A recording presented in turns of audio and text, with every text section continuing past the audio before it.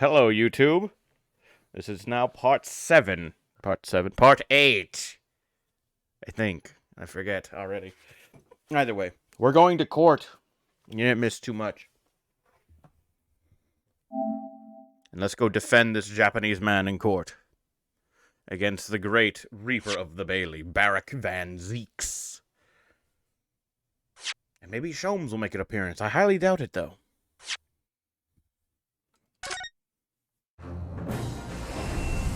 Ah, yes.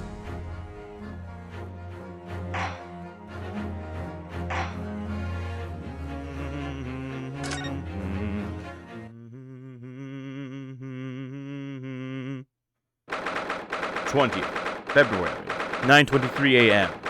That's a bit off. It's currently 10:15 a.m. What can you expect? It's a video game. They always get times wrong. The Old Bailey, defendant antechamber. Well, I never expected this. Who would have thought we'd be back here again so soon? We are on a study tour of Great Britain with the intention of learning the country's legal practices. In order to research the latest court procedures here, we need as much court experience as possible. Oh god, I didn't even test myself on.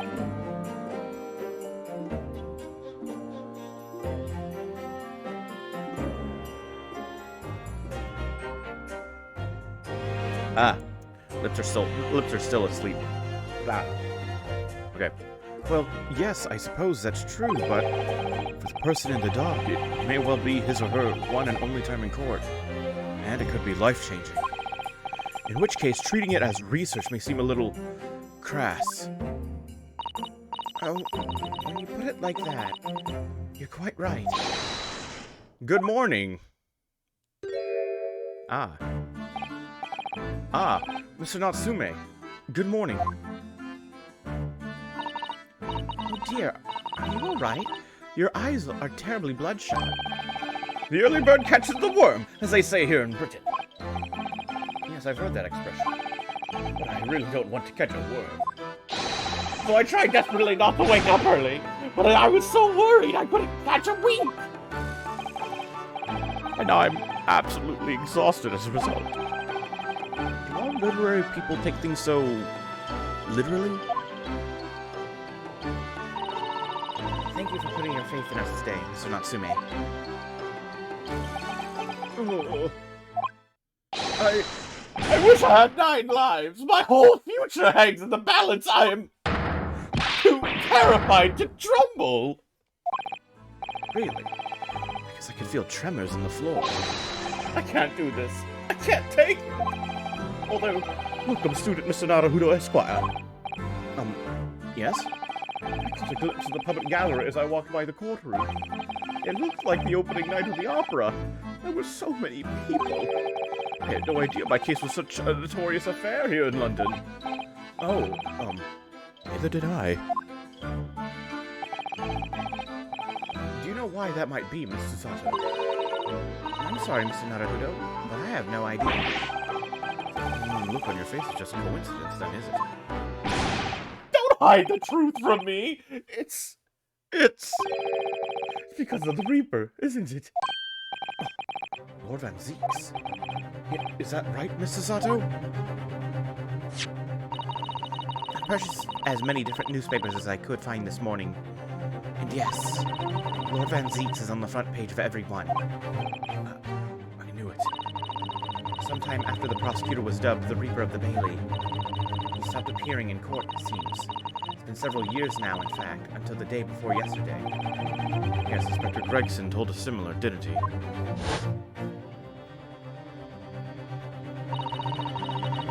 Trial 2 days ago marked Lord Van Zeek's return to the courtroom after a very long hiatus.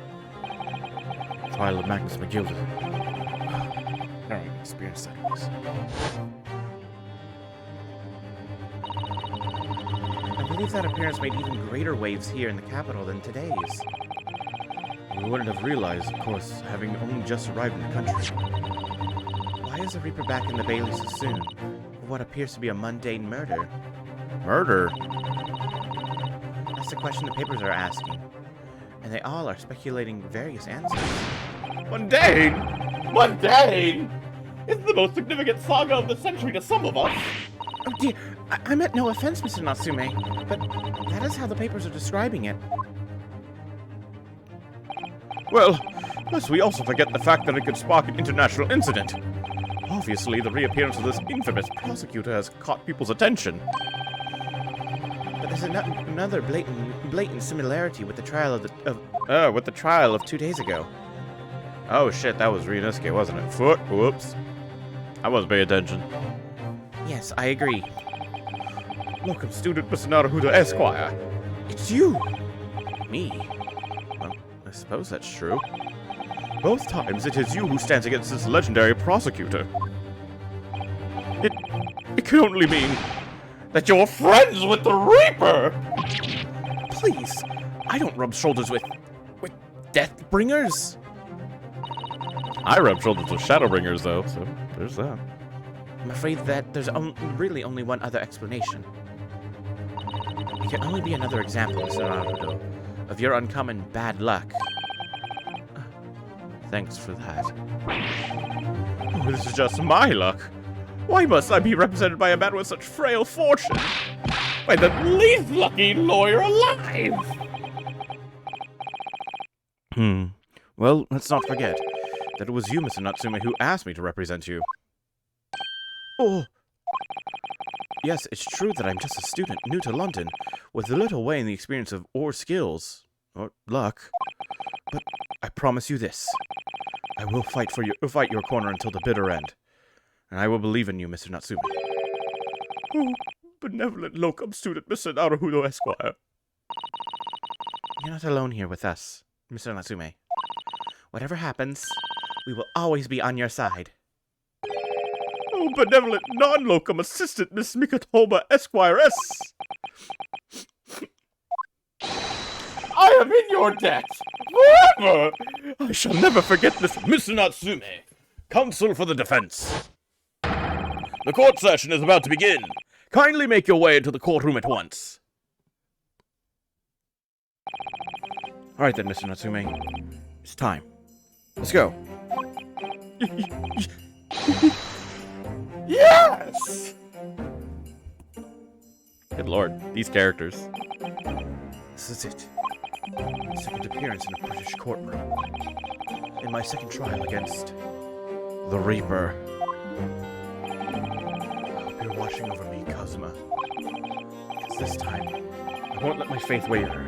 I'll believe in my client to the last. Just like you believed in me. I believe I can do this now. I'm ready for this fight. Get some water. 20th February, 10 a.m. The Old Bailey courtroom. In the name of Her Majesty the Queen, I hereby declare this court to be in session. I now call upon the counsels for the prosecution and defense to declare their willingness to proceed. The prosecution is fully prepared, my lord. The defense is ready, my lord. The Nipponese are a truly fascinating breed. Sorry, what? Lord Strongheart has told me all about you. That you are a student who arrived in London but 2 days ago, a mere amateur. Do you have a point? Being a compatriot, you feel compelled to try to help the accused, I suppose. Typical Nipponese arrogance. Forgive me, but I do not believe arrogance is an appropriate description. Sato-san.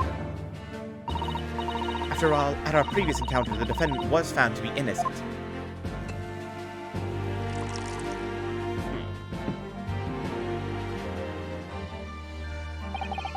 Very true.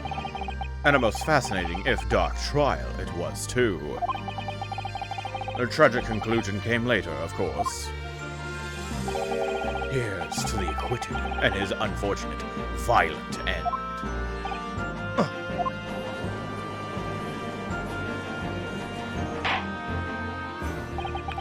Thank you, counsels.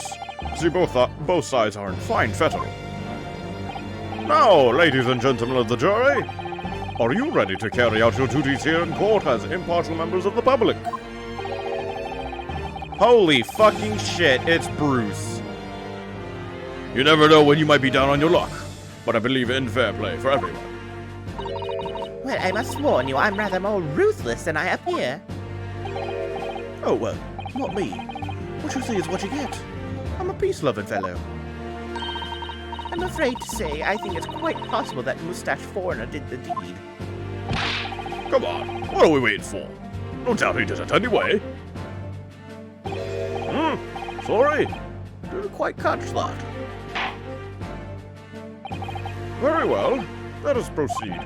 Your opening statement, if you please, Lord Van Zeeks. Very recently, Great Britain signed an alliance with a rising power in the Far East.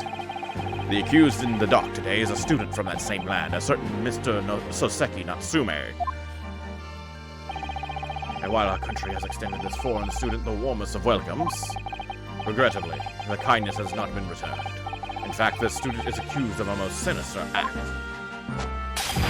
Of plunging a knife into the back of an innocent woman who was doing nothing but walking down the street. A knife crime? I tell you from bitter experience, those are the worst. Bloody oath they are. Just look at that sallow complexion and short stature. He's one of those dreadful Japanese. Come on, let's get this over with. With me now, everyone. 1, 2, 3. Sorry, didn't quite catch that. Pray, forgive the discourtesy of smashing my hallowed chalice here in this great chamber. Excuse me. Allow me to call the first witness to the stand. Very well. Bailiff, lead the inspector in, please.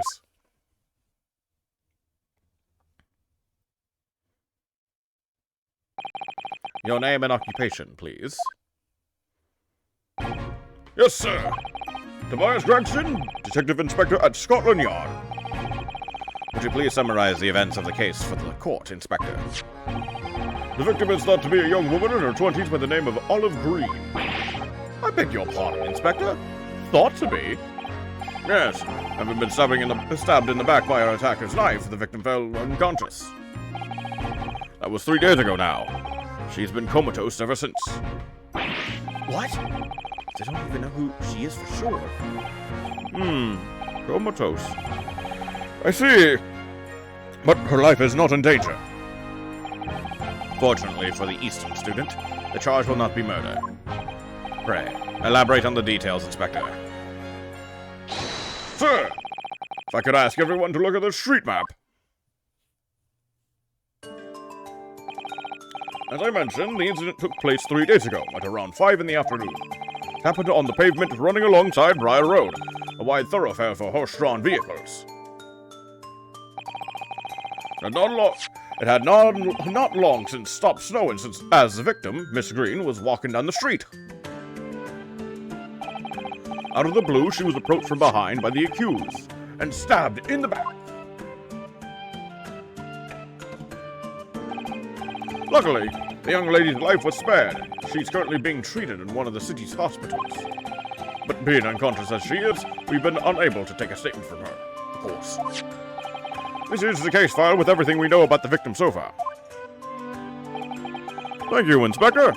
The court will accept the documents as evidence, if you please. Case file has been entered into the court record. File containing the overview of the case and details about the victim. She was found with a knife in her back and is currently in hospital, yet to regain consciousness. What of the weapon that was used? Sir, I have that here. It was removed from the victim's back. Ouch. That big thing is starting to make me scared to walk down the street now. With a heavy blade like that, almost anybody would have been able to stab the poor woman. Even the scragged-looking Soseki-san, I suppose. Common old garden jackknife, I would say. Rather nondescript. Thank you, Inspector. The court accepts the blade as evidence. The jackknife has been entered into the court record. Now then, what do we know of the motive? Money or valuables, I presume? From what we can tell by looking at the woman's possessions, seems like she's a poor student herself. Not to imagine she would have had anything much worth pinching, my lord. I see. Well, in that case, we're looking at some deep-seated resentment toward the victim. I'm afraid I couldn't say. Apart from visiting second-hand bookshops, the defendant, Mr. Natsume, doesn't appear to get out much. At this moment in time, I haven't been able to establish any sort of connection between him and the victim. Yes! If theft and grievance had been ruled out as the motive, what reason could Mr. Natsume possibly have had for stabbing the young woman? Yet you arrested the man in spite of that, in a totally unjustified and heavy-handed way. Objection! Oh shit! He just chucked that into the gallery! Pray forgive the discourtesy of flinging a freshly uncorked bottle into the public gallery. But your words have soured a hallowed bouquet. For it is you, my learned friend, who is being heavy-handed here. What? Scotland Yard does not arrest people without good cause. That should be beyond reason, beyond question. Inspector Gregson, the prosecution calls for your formal testimony. Explain to the court precisely why the constabulary came to arrest a Nipponese student. Yes, sir!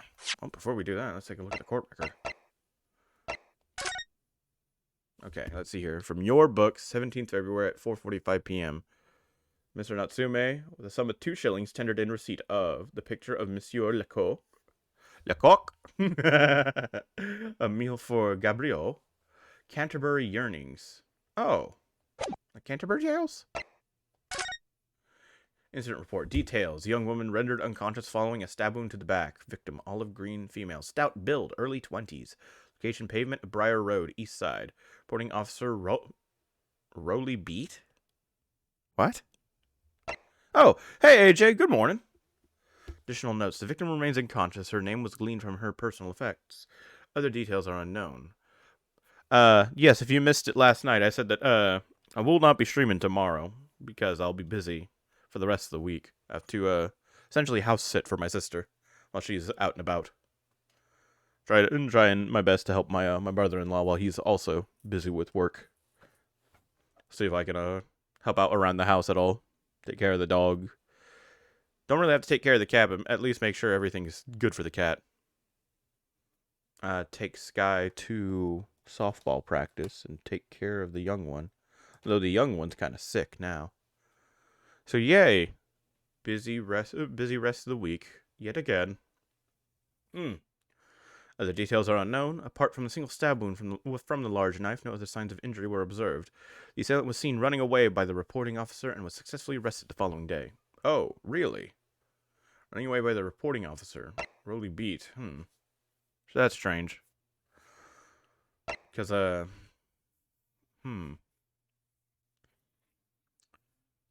Natsume said something different. There was nobody around.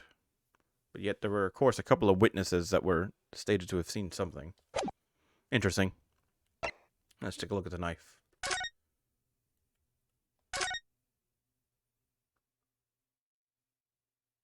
Huh. The tip is missing. Oh, look here, Mr. Naruto. Just at the tip. A small piece of the blade appears to be missing.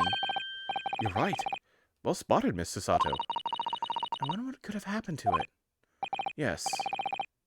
You don't think it could still be lodged in the victim, do you? Oh dear. I do hope not. That sounds terribly painful.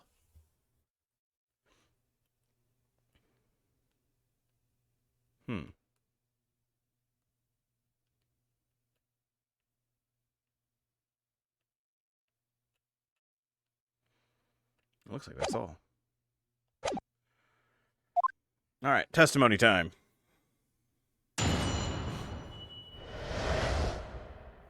Mr. Natsume's arrest. As I said, it was 5 o'clock in the afternoon when the incident occurred. There was an unusually light fog. Visibility was reasonably good. There was no one else about but the victim and the accused. Out of the blue, the victim was stabbed from behind and subsequently collapsed on the pavement. The accused ran off, scattering his belongings all over the floor. Those being a number of old books he just bought. He was on his way home from a bookshop, it seems. It was just a matter of working out who the books belonged to. We found the bloke to arrest him. Old books, you say? Yes, my lord. I have a photograph here of the scene of the crime, taken immediately after the incident. Ah, yes. I can clearly see the books to which you are referring. I'll take that photographic print as evidence, please, Inspector. Crime scene photograph has been entered into the court record. You Nipanese are a spineless breed. Too cowardly to admit defeat. Denying everything despite overwhelming evidence to the contrary. Well, forgive me, Lord Van Zeeks, but the defendant is not denying everything as you put it. What are you doing, Mr. Sato? Do go on. Mr. Natsume has admitted to playing some part in the incident. Isn't that right, Mr. Naruhodo? Well, now that you mention it, when we visited him in the prison yesterday, he did tell us what had all happened. as I was walking along that accursed pavement, I could make out the sole silhouette of another ahead of me. A woman wearing a green overcoat she was, and just as I went to overtake her, she suddenly let out a little scream and collapsed onto the cold, hard slabs of stone at my feet. I was terrified. I had to get away from there. So I ran, as fast as my legs could carry me back to my accursed lodgings. Green overcoat? Well, that's exactly what the woman in that print is wearing. Oh my, a photographic print in full color. What will the world come up with next? The defendant has done nothing more than admit he fled the scene of a terrifying incident. That does not mean he's guilty of the heinous crime of stabbing the woman in the back. There was nobody else there at the time. Just the two of them, the victim and the accused. In other words, there is nobody else who could possibly have stabbed the woman. Excuse me.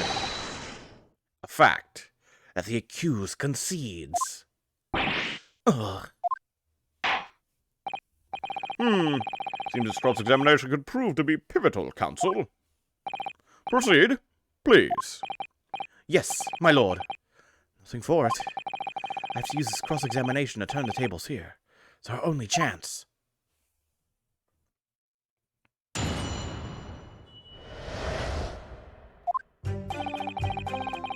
5 o'clock in the afternoon when the incident occurred, and there was an unusually light fog. Hold it! See if we get more information out of that. A light fog, you say? Well, light for London. You can see the opposite side of the street for once. Not much farther, though. That's light, is it? Around these parts, yes. Not something I'd expect a Japanese fellow like yourself to know, of course. I've read that London is famous for its fog. But in my country, people usually imagine that gives the city a rather beautiful appearance. How quaint. Yes, well, it's not something us Londoners tend to romanticize, as I expect you can appreciate. I see. At this time of year, the fog causes a large number of accidents, especially when it's heavy. Sometimes you can't even see your own hand at the end of your arm. Indeed, the other day I was very nearly trampled by horses before I could see the carriage they were pulling. Sato-san and I should definitely remember to stop, look, and listen. However, on the day that concerns us, the fog was somewhat lighter than usual. A fact no doubt lamented by the accused.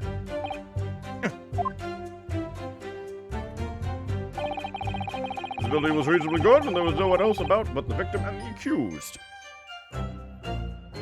Hold it! How are you able to state that with any certainty? Quite simply, my learned friend. Because that is what the witnesses to this crime have told us. Yes, Inspector Gregson mentioned the witnesses yesterday, didn't he? That's right. One of them is a policeman, I believe, from Scotland Yard. That is correct, ma'am. Then we must hear their testimony. The prosecution will, of course, call them to the stand, should it be necessary.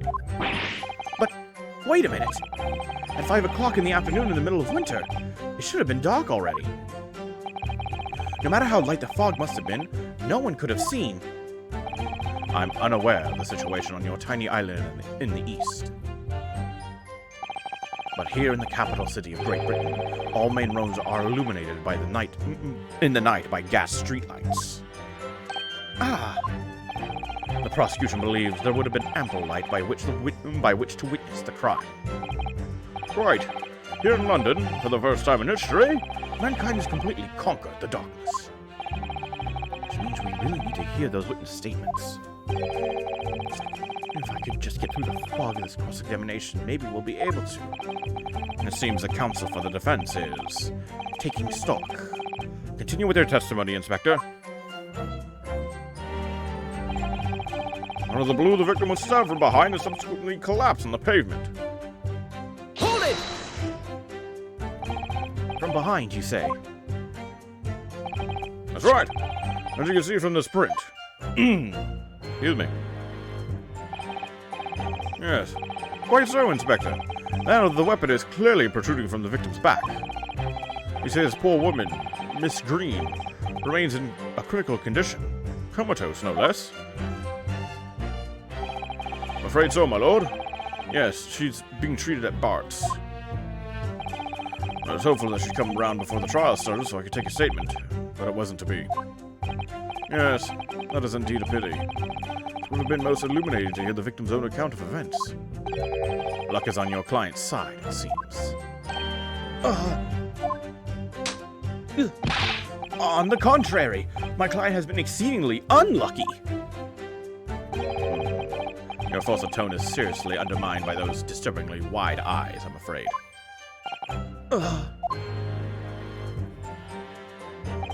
The accused ran off, scattering his belongings all over the floor. That's so. Hold it! Mr. Natsume's belongings? I'll look too. I'll look too, Naruto. Can't read any of these damn books. I don't even know if these books are hers or his. I think you'll find it's all there, the photograph print of the crime scene. Yes, the 3 books on the floor. That's right, my lord. Second-hand books they were. Irreparably damaged after falling in the snow, of course. Oh, that's such a shame. The accused could easily have carried all 3 books in one hand. Which means his other hand would have been free to wield a knife, for example. He's very clever, isn't he? What do you mean? He's made it extremely hard for you to assert that Mr. Natsume had his hands full with his books. He's managed to close one avenue of escape we might have had before we even knew it was there. You mean to say that the defendant was holding his belongings as he thrust a knife into the woman's back? Then why did he drop them? That must be what happened, my lord, yes. There's been a number of old books he just bought. He was on his way home from a bookshop, it seems. Hold it! The defendant apparently visits a second-hand bookshop on a daily basis. Yes, so I understand. Shop full of old English literature. I commend the accused on the lofty subject matter of his scholarly attention. The bloke's room was stacked floor to ceiling with those musty old books. Can you tell us more about the bookshop in question, please, Inspector? Well, if I must, I'll have to ask you to look at the street map again, I'm afraid. Bourbon Books. Well, there's a second-hand bookshop to the accused's lodgings is this place here, Bourbon Books. Little place on the corner of Briar Road and Meerschaum Street. That's strange. As it happens, the accused is currently living in lodgings on the other side of Briar Road at the opposite end. Which means it doesn't take a genius to work out the route he would have taken home. Except the problem is we have a receipt from your books. Bourbon Books, huh? Yeah, see there, at the very top, your books. My books. Not yours. Mine. Something like this. Interesting.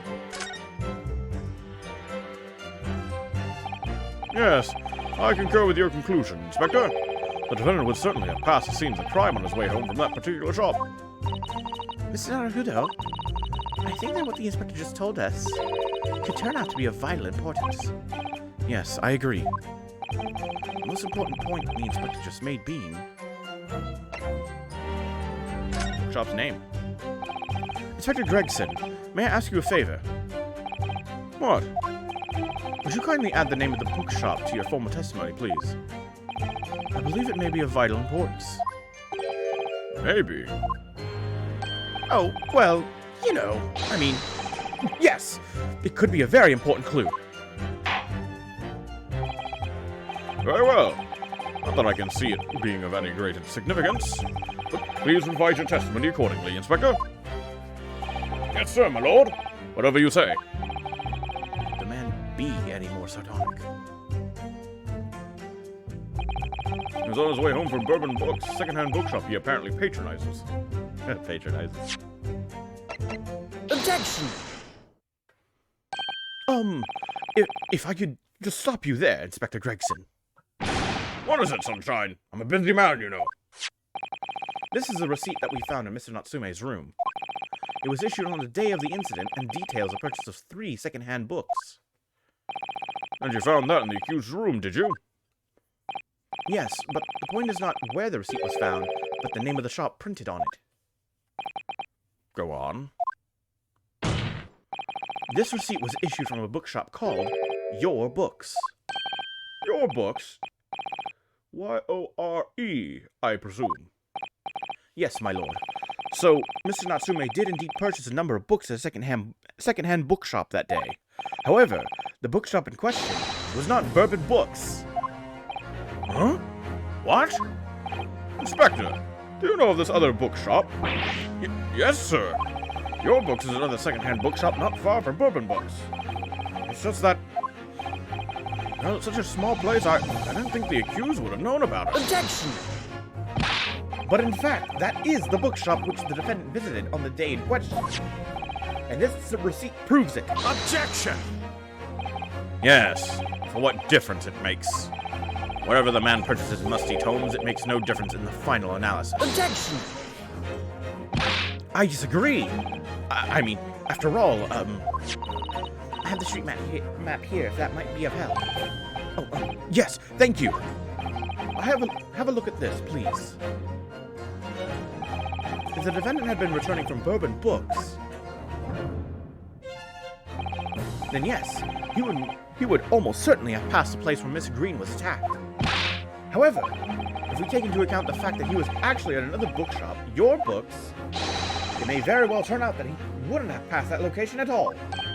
Could that be true? My guy, it rather depends on where this other bookshop is, but I do declare that it may be a possibility. Is that right, Mr. Lawyer, sir? What you just said? Absolutely. Whoops. I thought that was it. Inspector Gregson, where is this Your Books establishment? Well, obviously we looked into that. Turns out that Your Books is just here on the next corner of Meerschaum Street, going east. Good. Google Maps information has been updated in the court record. And there you have it, as you can clearly see now. Oh.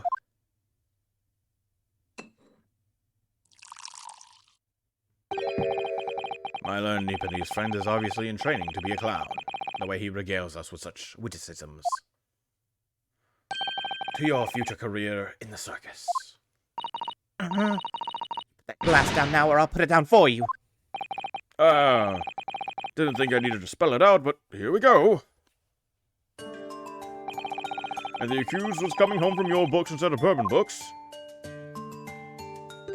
Shit! There's no doubt he would still have passed the place where the victim was stabbed. I mean, he could have gone down Calabash Road. Yes. Thank you, Inspector.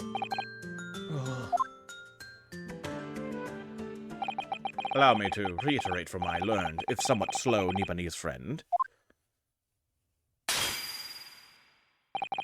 Wherever the man purchases musty tomes, it makes no difference in the final analysis. Ah! As I suspected, you can't fool me, and I don't suggest you try. What I say, eh? But enough of this now. Beg your pardon? Terribly sorry, but would you mind repeating that? Mr. Naruhodo, We mustn't give up. What do you mean? If the prosecution's assertion is correct, the members of the jury may very well decide that Mr. Natsume is guilty. She's absolutely right. We must think. We must consider the assertion just put forward by the prosecution very, very carefully. Sasaki-san must have passed the location of the incident on his way home from your books, but...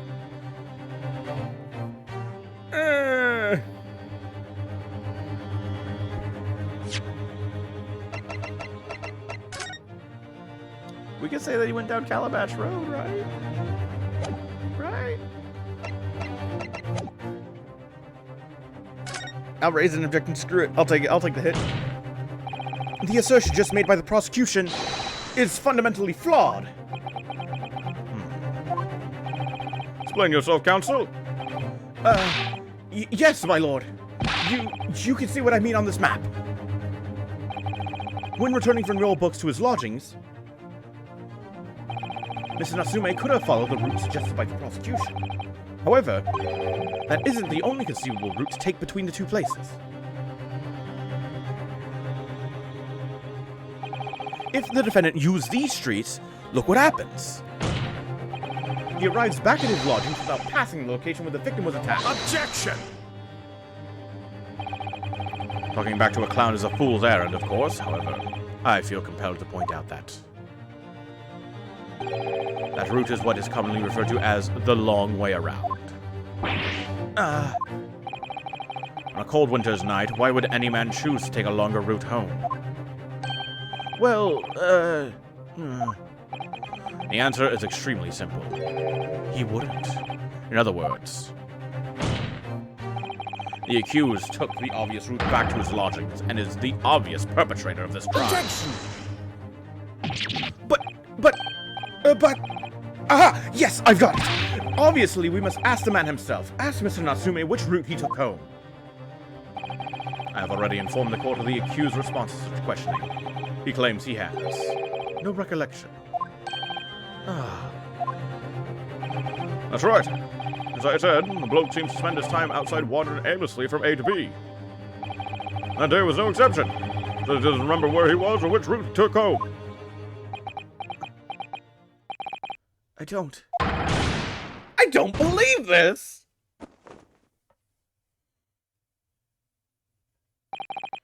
I thank you, my learned friend, and suggest that we do not waste any more of the court's time by wandering aimlessly around this subject.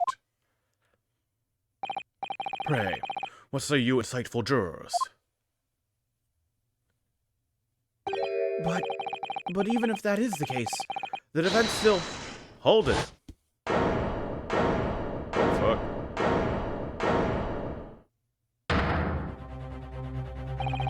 I agree with Lord Van Leeks. Wholeheartedly, and in every way. What? I don't believe it. Does this mean... We members of the jury are completely convinced now. Very well. In that case, I hereby call upon all members of the jury to present your findings to the court. Guilty! Oh, shit. Guilty. Guilty. Guilty. Guilty. Guilty! What do you mean? You didn't even hear you didn't hear the case at all. Ooh. It would appear the jury's leaning is unanimous. Shit.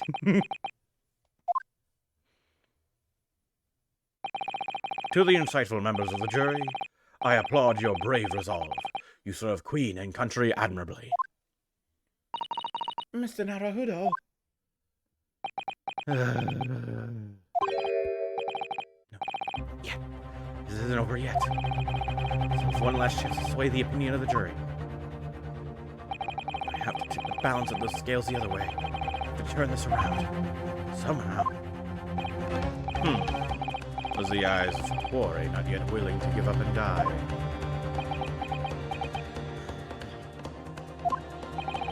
So I presume you intend to wield your rights again in this trial. Rights of the defense written into antiquated British law that should have been buried long ago. Call it antiquated if you will, but it's the defense's prerogative to carry out a summation examination if it so chooses. Very well, Counsel. In accordance with the letter of the law, we shall proceed with the summation examination. Are the members of the jury ready, for Mr. Foreman? Of course we're ready. I'm all too familiar with that Nepalese whippersnapper and his Uncas refusal to throw in his alley. Very well then, ladies and gentlemen of the jury, you will each explain on what ground you have determined the defendant to be guilty. Great. Judicial findings. The jurors' contentions. For pity's sake, the little Nepalese already admitted it himself, didn't he? If he said that a woman in green collapsed before his eyes, why, it could only have been the victim. Matt wouldn't have gone around the houses on his way back from the bookshop. Not winter. So the poor woman was attacked from behind, was she? How dreadful. I really don't care. Can't we just wrap this up now? We've got work to be doing. Your books, yes. I shopped that. Suburban books. No, not worth a visit. What? Though we minor exceptions, the reasons for finding the defendant guilty are all too clear. When the stabbing occurred, the only two people at the scene were the victim and the accused. And the accused himself has admitted to seeing the victim in her green overcoat sink to the ground before his eyes. Furthermore, we have heard from the inspector that the defendant then fled the scene. I must say, we have ample grounds to convict this man already. Oh dear. Even the judge appears convinced of Mr. Natsume's guilt now. Why'd he have to run away like that? How are we supposed to believe in some phantom attacker that nobody could see? This is impossible. How could I possibly make a case for the defense? Mr. Naruhodo, this is no time for grumbling. We want to force the trial to continue. Yes, I know. I have to turn the tide. I must make the jurors change their minds. Well, 4 of them at least. Exactly. We have no choice but to forge forward. I'm gonna say forge ahead. Busy watching the Endwalker trailer. You have the floor, counsel. Begin your summation examination. Yes, my lord. Single slap. Just need to keep this trial going somehow. Whatever it takes. Morinosuke, you can do it. Jury examination. The defense's rebuttal.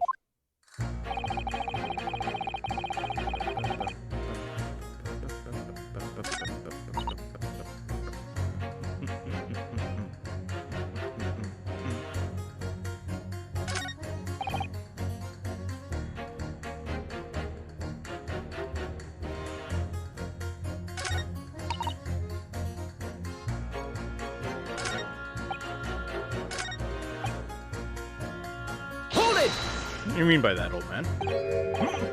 Sorry? Fold it, you say? Hold what? No. What I said was, hold it. What I wanted to ask was, what, do you visit your books often? I like the old books they have in there, yes. I usually read them over a nice cup of old tea. Ah, not new tea, though. It has to be old. That's my daily routine, you see. Same thing every day, including the day you're all talking about. And at what time did you visit your books on the day in question? Well, I was picking out books in there all afternoon. It would have been just before 5 that I left. That's my daily routine, you see. Same thing every day, including the day you're all talking about. Just before 5, you say? Exactly. The victim was attacked. Are you sure about the time? Oh yes, no mistake there. I remember it well. I'm not about to forget that day in a hurry. Not after the dreadful time I had. What do you mean? Well, I was walking down Calabash Road when I slipped on the ice and donked my head. It's always worse after the snow stopped falling. That's when it's most slippery. Knocked myself clean out, I did. Really thought my number was up. Wait a minute. Let me get this straight. This happened on Calabash Road. That's right. I live in Cornpipe, you see. Heading down Calabash Road is the quickest way for me to get back from your books. Juror number 6, I must insist that you add that information to your formal statement. It may very well be extremely significant. Sorry, extremely sick. No, I'm quite all right now.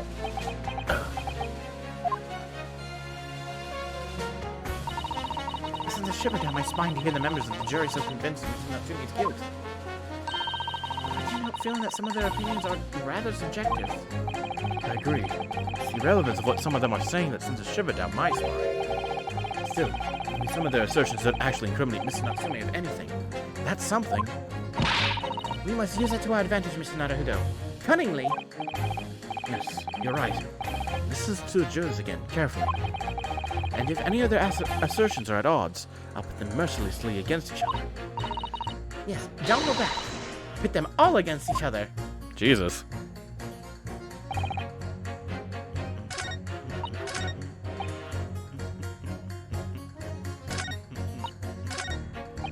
Hold it! Excuse me, but aren't you... Yes, that's right. I was in the witness stand myself just 2 days ago. Yes, I had a feeling I knew your face. Or the sight of it, anyway. If I remember correctly, you're a banker, aren't you? That's right. For the gold rush down under, I came back to London to work. It was all going swimmingly until you started fosking around. Bruce Fairplay was a man of repute. Sorry. Don't think I forgot how you treated me the other day. You had me and that young hatter pegged as criminals. Oh, well, you know, water under the bridge. Now, there's all sorts of rumors buzzing around. The police have been badgering me non-stop. If I could turn back the clock... Well, anyway, I don't know about the hatter, but at least I'm in the clear now. I'm free to make up my own mind about who's guilty and who isn't. Thank goodness. Right, maybe I might struggle to change this man's mind given our awkward history. Oh dear. I wonder what's become of Mr. First now.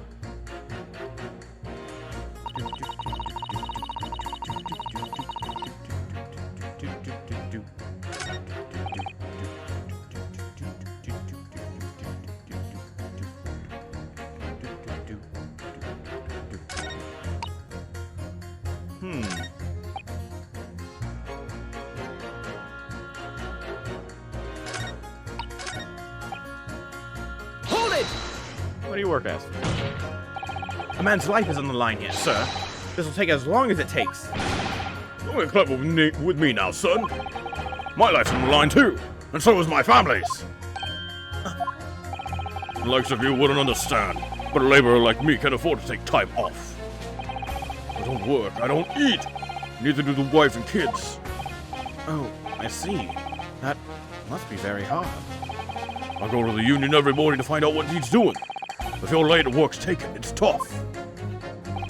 This time of year, there's water and gas supply pipes bursting left, right, and center. They're after cheap labor to get the roads dug up to fix it. It's a hard slog from dawn till dusk it is. So, you were out digging up the road on the day of the incident as well, were you? That's right. In fact, if I remember rightly, it was just around the corner from where it all happened. By that old bookshop it was. What? Another coincidence. That's right. Mearsham Street it was. Mearsham Street. On the map, Mr. Naruhodo, there are only 3 named streets. Juror number 5, I need you to add that information to your formal statement, please. What's the point in that? Can we just get this business over with now? Please, sir. It's important. Fine. I'll do it then. On the day it happened, I was digging up Mearsham Street from dawn till dusk.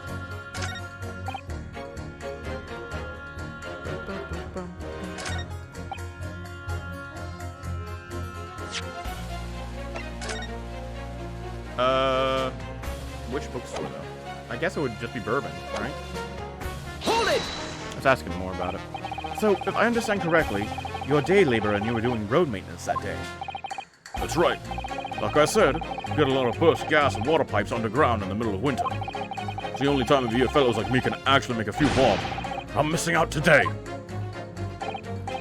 And when you say from dawn till dusk? Well, the work has to be completed within the day, see? No coaches or pedestrian can pass while it's happening. I wonder if I could trouble you, sir. To mark on the street map the exact location of the work you were carrying out. Give it here, then. Let me have a look. Right, let's see, then. Ah. Yeah, Mearsham Street. Yes, it was just here, like. It was a tidy dig, I can tell you. I had to get through all the drifts of snow that had frozen solid. And at what sort of time did you finish the work? Well, we started in the morning, and we can't have finished before gone 6, I'd say. As though it stopped coming down, but it was long past dark for sure. That means the roadwork was still going on when Miss Green was attacked around 5 o'clock. Roadworks on Mearsham Street, huh? No shit! Let me press back.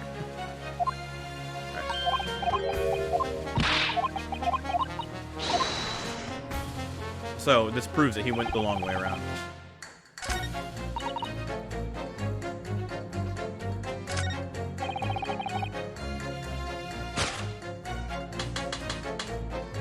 Objection!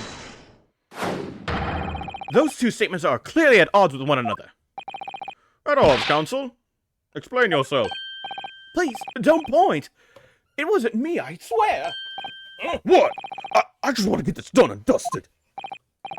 Well, juror number 3. Oh, me, sir? What do you mean? Juror number 5's words just now are extremely significant. Let's take a moment to consider the implication of what's been said on our map of the local area. On the day in question, Mr. Natsume visited this bookshop to purchase a number of secondhand books.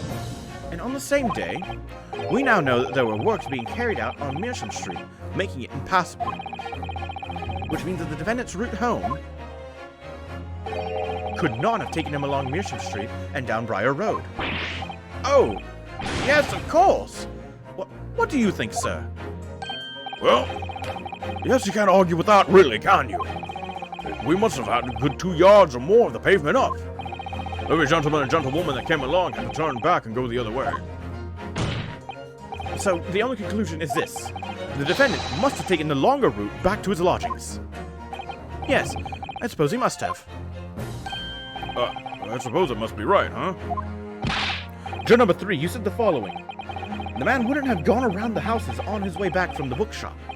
But we see now that he had no choice. Yes! Ah. My lord, Mr. Judge, sir, if I may. Yes? I don't think in all good conscience that I can say the man's guilty now. Yes, I'd like to see this trial continue so we can get to the bottom of what really happened.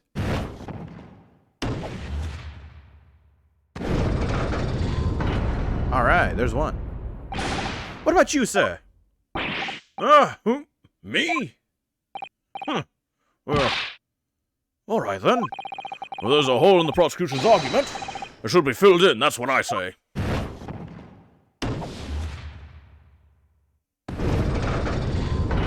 Swoosh. Oh, well done, Mr. Naruhodo. That was wonderful. Well, we managed to change a couple of minds at least. Strengthen our position somewhat. Yes, and it will prompt the other members of the jury to reconsider their stance as well. They'll be asking themselves if the current leanings are really right or not. Now, if we could just identify one more clue or discrepancy that would make them stop doubting Mr. Natsume, we might be able to tip the balance completely. This is exactly what we've got to do. Valdez is looking to bring this trial to an early conclusion, but we have to prevent it by whatever means we have at our disposal. Thank you, counsel. On with the summation examination, please. Yes, my lord. To say, not guilty at this point. So to see where this trial goes from here. Well, the digging up roads are digging up the truth. We got to see it through to the end, haven't you? Hold it! And that was around 5 o'clock, you say? The same time as the victim was attacked.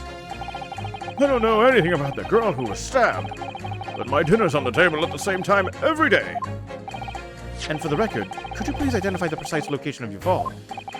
Goodness, it was aeons ago. It was aeons ago now. I'm not sure I can remember. It was 3 days ago. Try dredging your memory. Please. Let me see. It was especially slippery around about. Ah, yes, I remember now. It was up in the corner here. What happened to you then? Were you all right? Well, you don't get too many people down Calabash Road, you see. So there was no one around when I fell. No one around when I knocked myself out. No one around when I came to again. No one around when I sneezed. So I picked myself up and went back to my nice warm house where my grandchildren were waiting for me. A sad and lonely picture you paint, sir. You were fortunate not to have frozen to death. Yes, how lucky that he wasn't more seriously injured. True. It sounds like it was nearly another hospital admission. Or worse. Excuse me. Ah, yes, one more thing. Were you wearing that same green overcoat on the day in question? Absolutely. It's the only coat I have. It took until this morning to dry out properly. Good job, too, or I'd have nothing to wear here. So count your blessings, I say. Ho, ho, ho. Suppose we should. This gentleman certainly had a close shave there. You changed 2 of the jurors' minds, Mr. Naruhodo. Yes, just 2 more to go. Deliver the finishing blow now. It's time to turn the tables here. If I knew how to do a Susato takedown. Suppose words will have to suffice for now.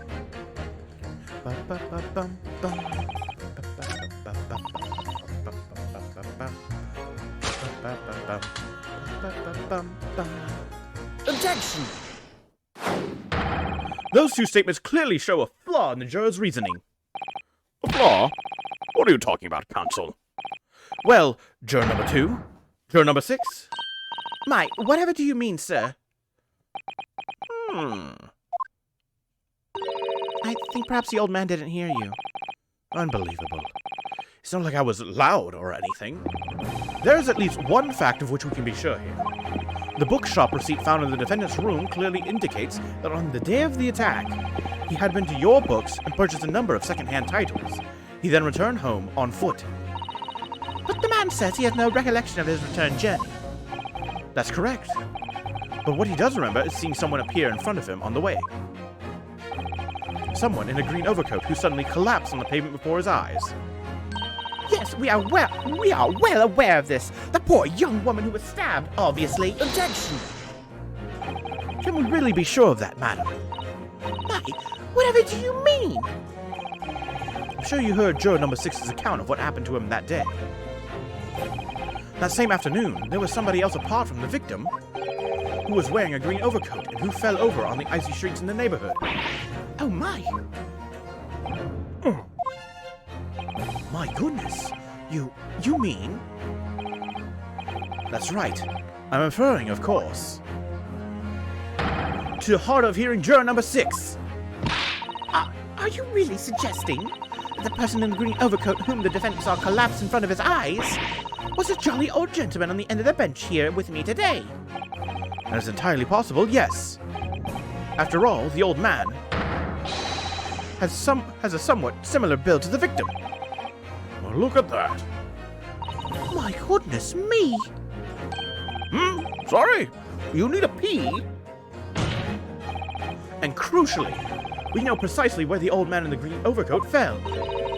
On Calabash Road. Therefore, if the person whom Mr. Natsume saw collapsing in front of him was in fact juror number 6, it means the defendant must have taken the long route back to his lodgings. And if that's true, then clearly the crime scene on Briar Road where the woman was stabbed was not on his way home. Oh my! You idiot, old man. If you hadn't been so daft as to be roaming about there, we'd have boxed this off hours ago. And really, what were you thinking wearing such a befuddling coat? What did you say to me? Is it a crime for the elderly to walk the streets these days, Is it a crime to slip over on the ice? Is it a crime to keep up with the latest styles and wear a beautiful green overcoat? Is it? Hold it. Ooh. My lord, I do hope it won't cause any inconvenience, but You'd like to change your leaning, I presume? I do declare that I would. I should like to call for a verdict of not guilty. Thank you. I would too. What? Is it a crime to change your mind? Is it? Well, Boom. Clang.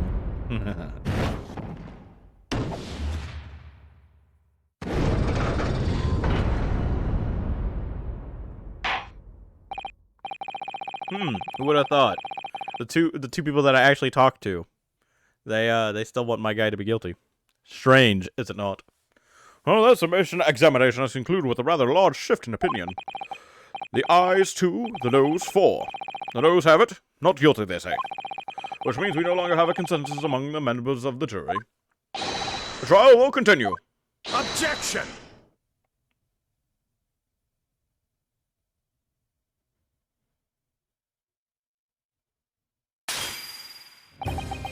Could it seem churlish of me to drink from my hollow chalice moments after raising an objection? Only to crush it in disgust. Pray forgive the discourtesy. Lord Van Zeeks! It seems I must retract my earlier remark. What do you mean? I mistakenly credited these jurors with intelligence by describing them as insightful. Yet we have just witnessed them falling for a cheap trick performed by an Eastern entertainer. Whatever do you mean? Objection! I haven't tricked anyone. Everything I've said is the truth. Indeed. Stalwart juror number 5 was undoubtedly repairing the road, as he claims. I believe you said it was a good 2 yards of the pavement which you had excavated, sir. That's right. Took me the whole day and they paid me a measly tuppence for it. Now, my learned Nipponese friend, tell me. Do you have any notion of the distance that 2 yards represents? Well, if I'm honest, I don't have a clue, no. 2 yards is a little less than 2 meters. Less than 2 meters? That's not much at all. In other words, a distance readily vaulted by anyone of moderate vigor. Would you not agree, my stalwart friend? Huh? Me?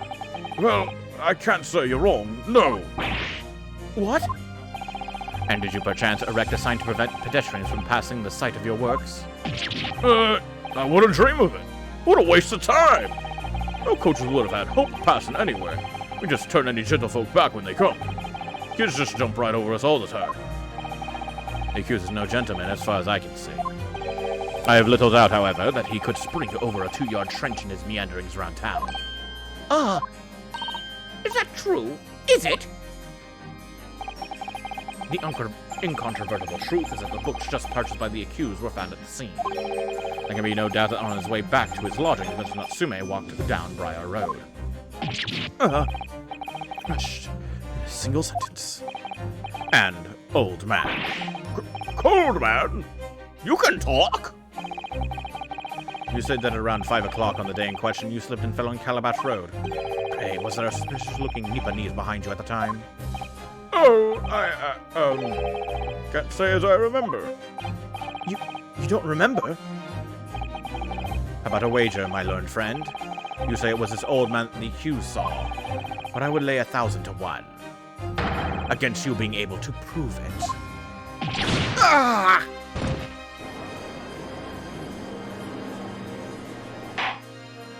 Order! Order! Lord Van Zeeks, explain yourself. My lord? If you had such a trenchant argument up your sleeve, why in the world did you not proffer it during the summation examination? He's not allowed to.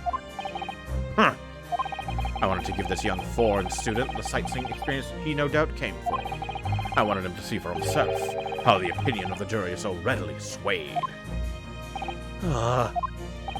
But my hospitality has its limits, and they have been reached, I feel.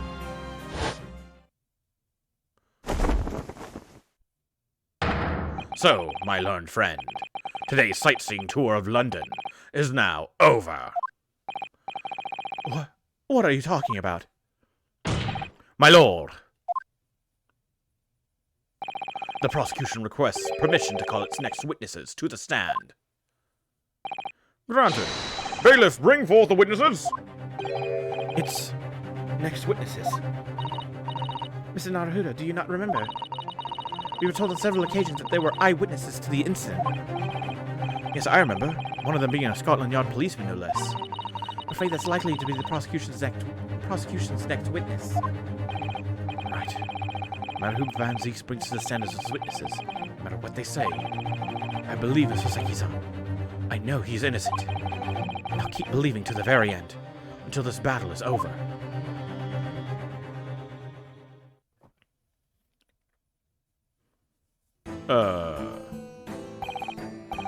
Witnesses, please state your names and occupations for the court.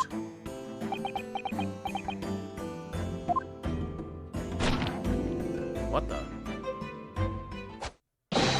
Constable Rolly beat, sir. Nothing to report on the street, sir.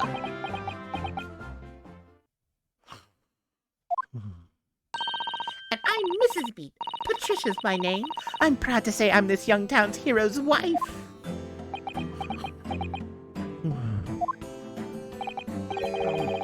What's the story here? Well, in truth, we've not been married long. In fact, we celebrated our first anniversary only the other day.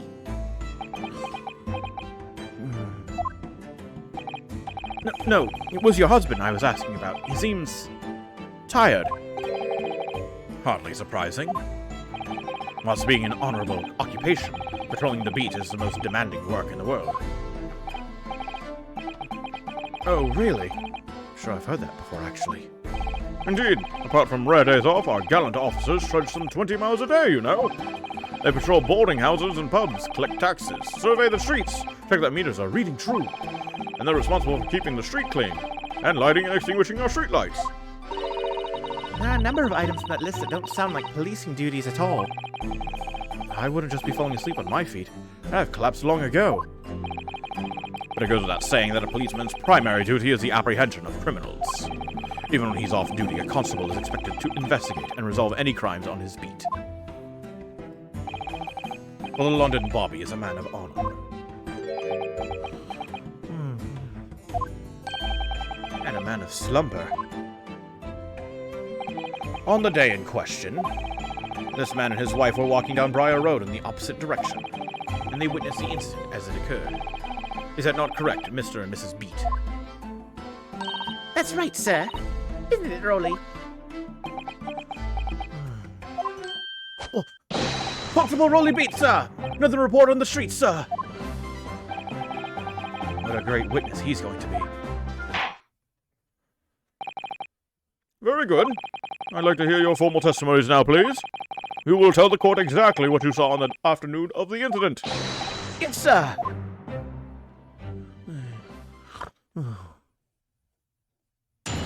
Witness testimony. What the witnesses saw. It was our wedding anniversary, and Rolly was taking me out for a meal. There was no time to change after work.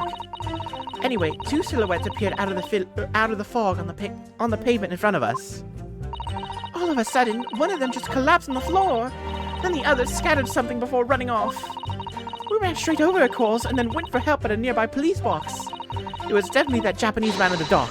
Rolly and I both saw him as clear as day. Clear as day, huh? Clear as day, huh? Well, this is extremely compelling testimony, I must say. Oh dear, this policeman and his wife are claiming to have positively identified Mr. Natsume at the scene. Excuse me. If the testimony is true, the alternative course of events that you established in the summation examination will be quashed. It's death knell, in fact. Because that alternative was never viable in the first place. What an unfortunate perchance. And on your wedding anniversary, too. Oh, I know. But I still managed to go out for the evening with my man. I thank the Lord for that. Gosh, the life of a London Bobby sounds very hard indeed. Indeed. However, this cross-examination will be over in minutes. You may well have time to rest this afternoon. What do you mean by that? My learned friend, the witnesses saw the face of the man fleeing the scene. They are testifying under oath that it was without doubt the accused, Mrs. Soseki Natsume. And one of these witnesses is a policeman, no less. So, you appreciate the gravity of the situation, I'm sure. except that the man's so tired his wife has to do all the talking. Enough preamble. Counsel to the defense, commence the cross-examination, please. Yes, my lord. Cross-examination. What the witnesses saw.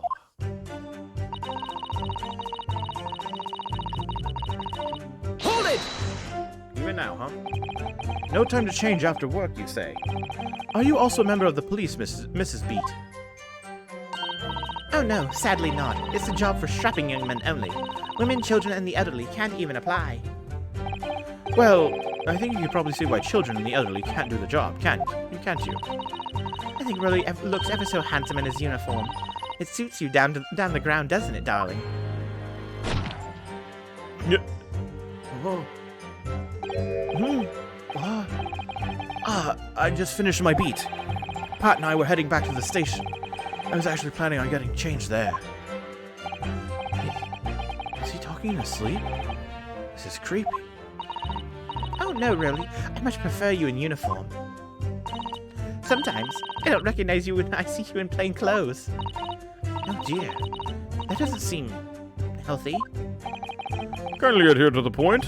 You were going for a meal after you had finished your beat for the day, correct?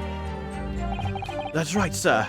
Yes, although I was fit to drop, to be honest, after spending the whole day on my feet. But policing is my life, sir. As long as I'm the proud owner of this, I'll serve my city and my queen to the end. What's that now? Why, my warrant card, sir. Proof that I'm a London copper. It was the noble founding principles of the force written on it, as a reminder to all us policemen of our sworn duty. Interesting. To patrol the streets of London town and uphold the peace of the common man. Sir! And for such a noble cause, I cover 20 miles every single day without fail and without a grumble. Because I know that the plodding of my boots is all Londoners need to feel safe and secure. So, fighting crime doesn't appear to come into it then. But sir, just on that one particular day, I was looking forward to celebrating my wedding anniversary. Mrs. Beat puts up with a lot being married to a bobby like me. I wanted to show my dear wife how much I care. Oh, Pat. Oh, Rolly. Oh, what a charming couple. The young love is such a joy to behold. If a little. Over the top, perhaps? Uh-oh. That's a lot of blood here. Whoops! I scratched myself a bit too hard. Let me, I'll be right back.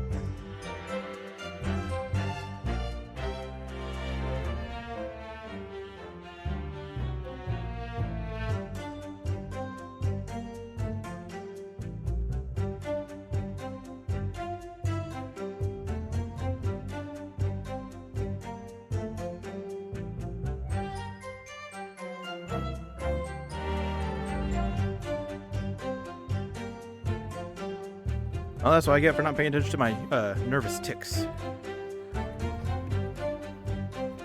Okay, anyhow, let's continue. And then, kindly describe what happened next. Anyway, two silhouettes appeared out of the fog on the pavement in front of us. Interesting. Two silhouettes, huh? Hold it! Two silhouettes. That's right. They were coming towards us, walking up Briar Road in the opposite direction. There's a rather plump figure followed by a scrawny, thin-looking man. That doesn't sound exactly like the victim as pictured in this print, and like Mr. Natsume. Scrawny-looking man? Was he short by chance? Yes, unfortunately, it does. And you're certain that at the time there was nobody else nearby? Oh yes, quite certain. It was dark. But there are streetlights on Briar Road, you see. There was nobody else around at all. Isn't that right, my darling? Jesus. Whoa! Yes, that's right. Of course, there was a light fog on the ground. But Briar Road is dead straight, and you can see a fairly long way down the pavement. And then there's the street lighting as well. I didn't see any other pedestrians. Before sleep takes a firm hold, your answer please, Mr. Beat. Are you quite sure of what you just said? Yes, sir! The couple who spends all day, every day keeping watch on the streets, I'd sweat with, sir. Oh god. I'm as sure as my love for Patricia is true. Oh, Pat. Oh, Roly. They're still maintaining there was no one else other than the victim in the attack. It's starting to seem like that must be how it really happened. It's beginning to seem like there's nowhere to run. Well, that didn't stop Mr. Natsume, did it? He fled the scene all too convincingly. Thank you. I believe we have a reasonably clear idea of the situation just before the incident now. What happened in the crucial moments that followed? All of a sudden, one of them just collapsed on the floor, and the other scattered something before running off. Hold it! Scattered something? What do you mean by that? Oh, well, I couldn't quite make out what it was at the time. Then we got closer, we realized what it was. Didn't we, darling?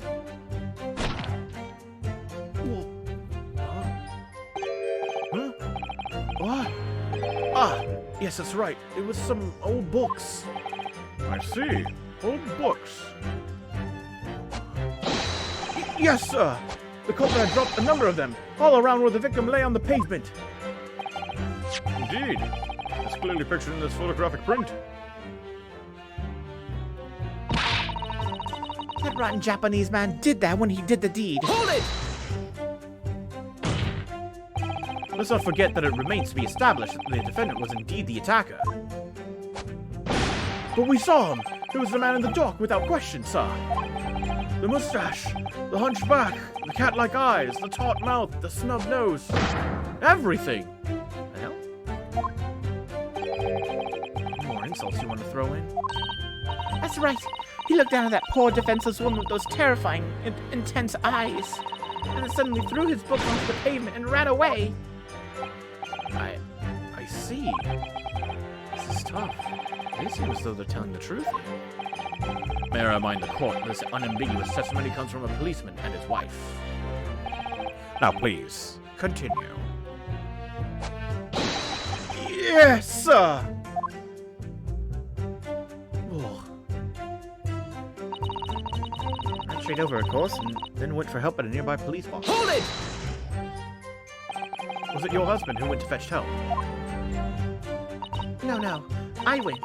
I may not be a police officer myself, but I am the proud wife of one after all. Isn't that right, my darling?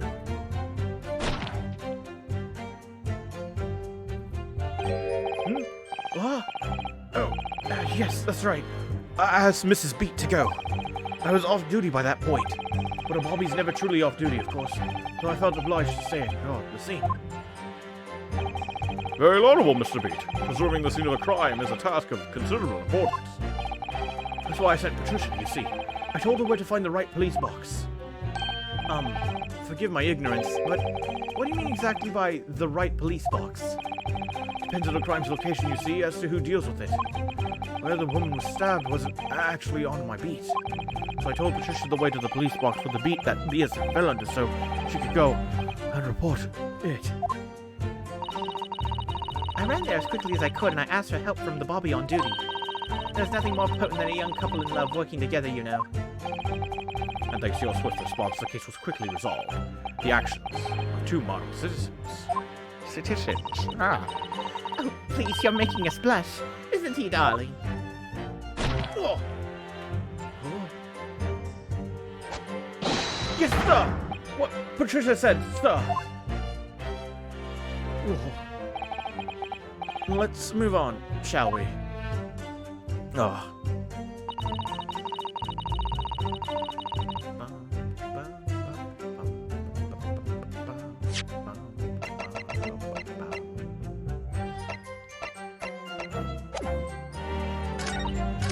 Whoops.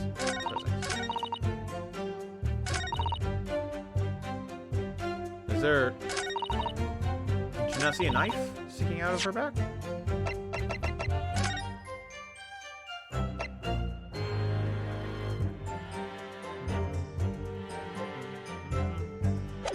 No other signs of injury were observed. Okay.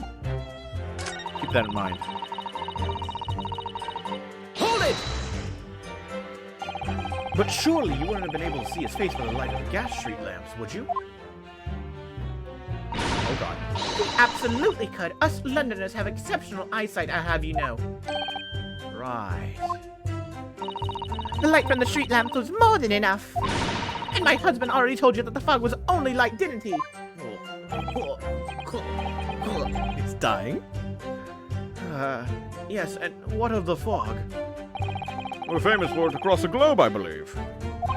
But it's an absolute menace to those of us who have to live with it, of course. Oh, it is.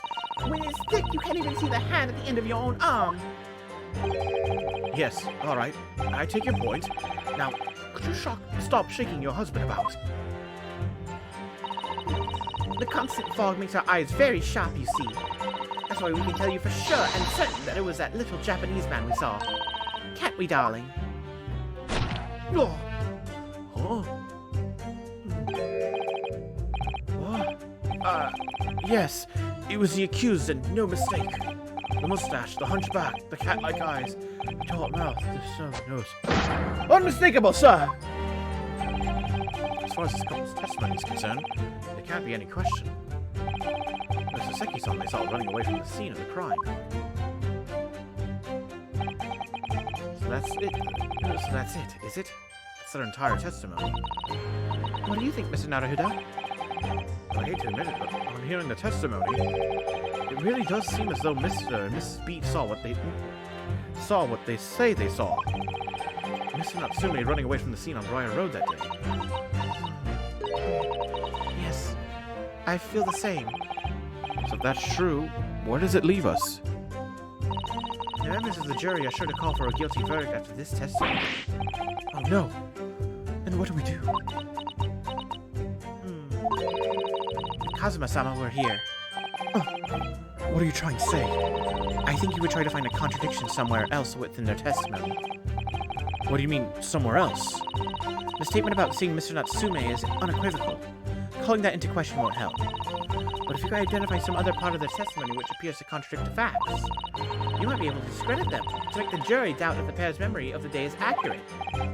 Oh, right. Put simply, we must focus on finding a discrepancy in these statements somewhere. If we don't, I'm afraid the trial may reach an early and unfavorable conclusion. Ugh. Why do I always seem to be so up against it? Mr. Lawyer, sir, can I ask you something? Oh, yes, of course. What is it? Well, you keep asking us all these questions about everything we've told you, so... It seems like you don't believe our testimony. Is that right? Is it? Well, out with it. What? No! Oh, no, it's really not that at all. My husband's a policeman, remember, and I know what I saw. I remember every last detail, everything, like... Oh, I know. What about the books the man dropped? I can tell you the names of every single one I could, every single one. And you dare to question how reliable my testimony is. Oh, please add that to your testimony. That will do, Mrs. B. No, it won't do at all. That Japanese lawyer has no idea what I'm capable of. Even if I decide to forgive him for insulting us, don't think for a minute that Rowley will. I really didn't mean to cause offense. Please, put your husband's fist down. Perhaps you would like the opportunity to supplement your testimony, Mrs. Beat. Might that appease you? Oh, thank you, my lord. That would settle things nicely. I'm surprised this man hasn't fallen over yet. Jesus Christ, what a champion. Wouldn't it, darling?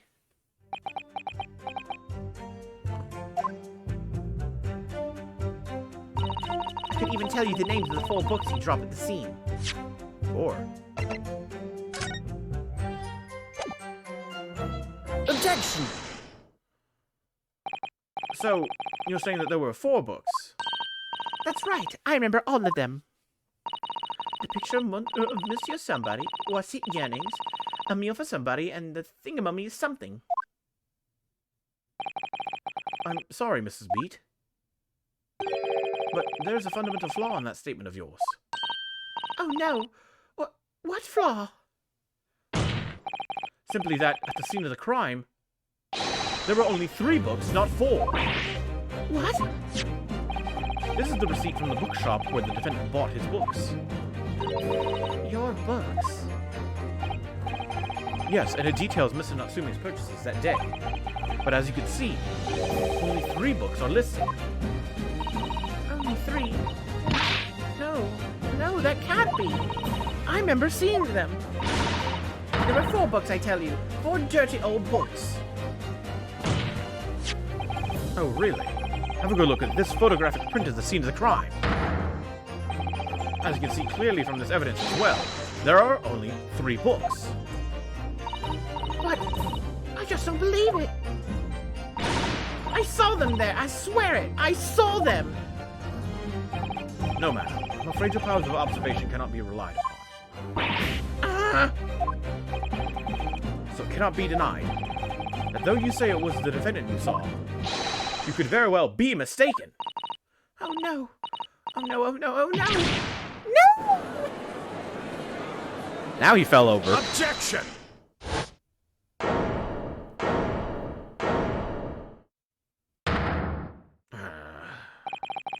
It's plainly evident that it is your powers of deduction that cannot be relied upon, my learned Nipponese friend. What? What cannot be denied is that these 2 witnesses saw the accused running from the scene. A fact that you know very well you have no hope of disproving. Well, I'm not trying to disprove it. Even my defendant says that he ran away from the scene. So you've striven to avert attention from that by dint of some inconsequential discrepancies. Would that be fair? Sees right through me. But your plan has somewhat recoiled against you. What are you talking about? It's quite simple. Let me explain with a toast. To the policeman's wife and her entirely accurate testimony. In every aspect, in every respect. Oh, You see, the matter is not up for debate. At the scene on Briar Road, a total of 4 books were most definitely found. Objection! But what about the photographic print? It only shows 3 books. Quite right. Only 3 can be seen in that print. That print? You mean to say? Allow me to present another, one that shows the victim's hand.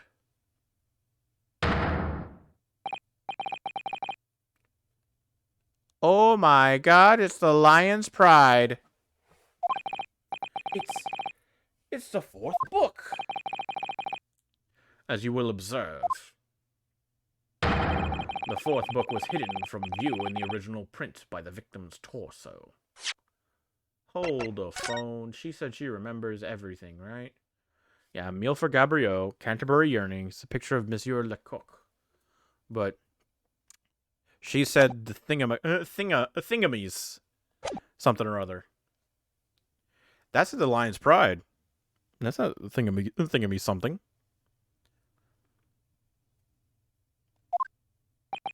No. No!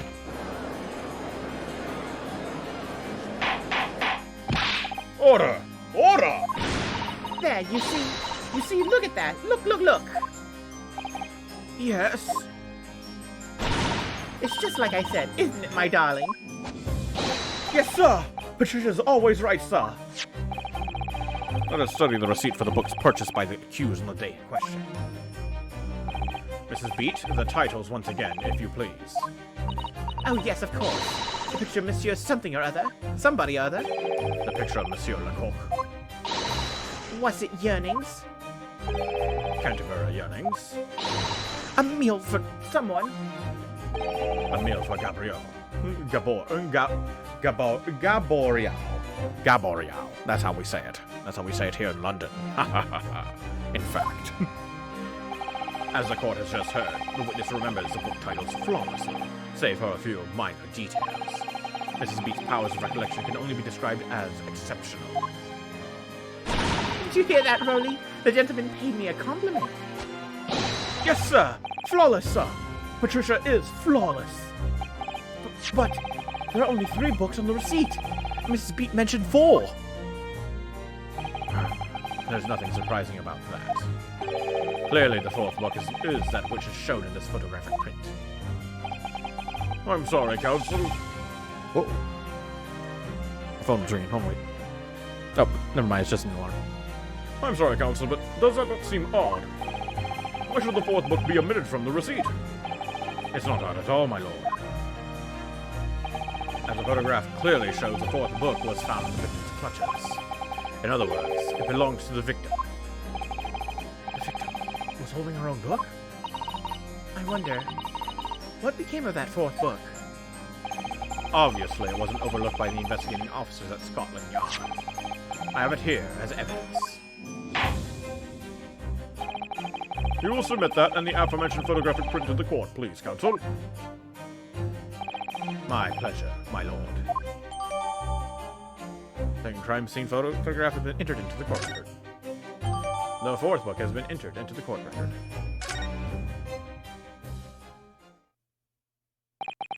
The prosecution rests. Lion's Pride is slightly burnt. Ah! Ha ha ha ha ha ha! Oh, okay.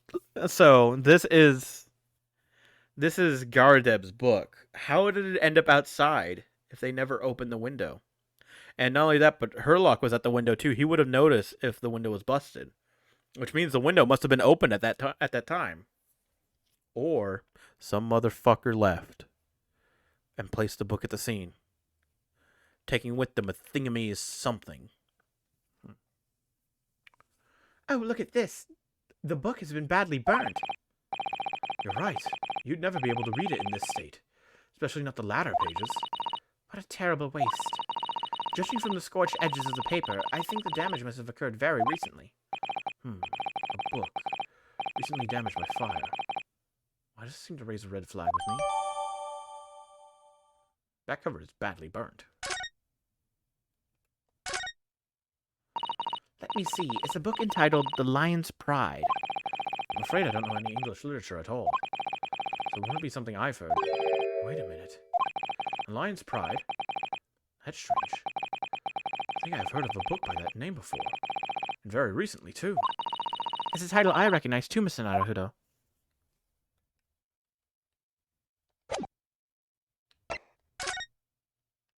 The Lion's Pride, and it's burnt.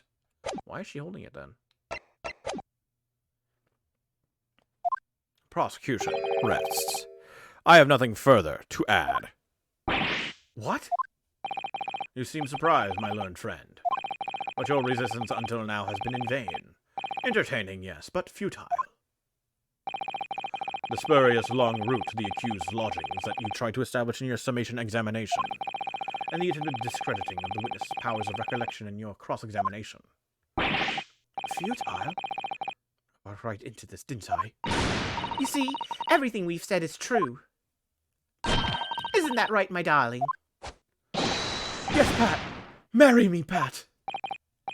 So, perhaps the ladies and gentlemen of the jury would like to reconsider their positions, should the court waste any more time on this Nipponese travesty. Or is the decision you have to make all too apparent already?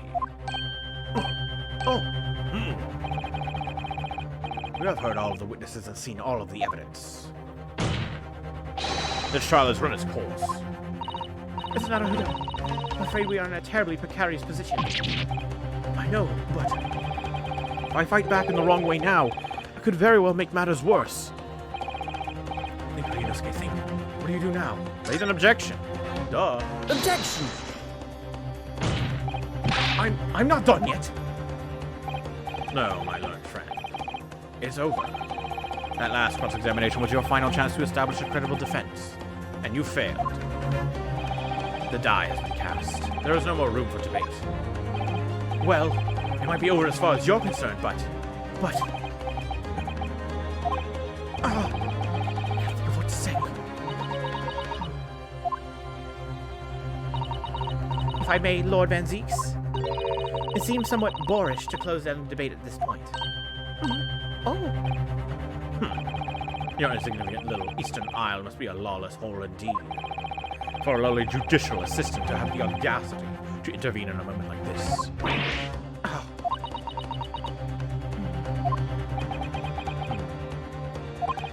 I am, to my shame, still a very inexperienced lawyer.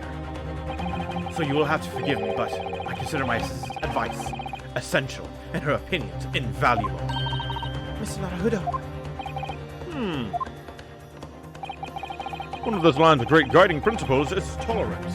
So, the court will hear you, madam. Go ahead, Mr. Sato. Please. Very well. Pray, what insight can you give us? What have we all overlooked in this matter that you see fit to pursue further?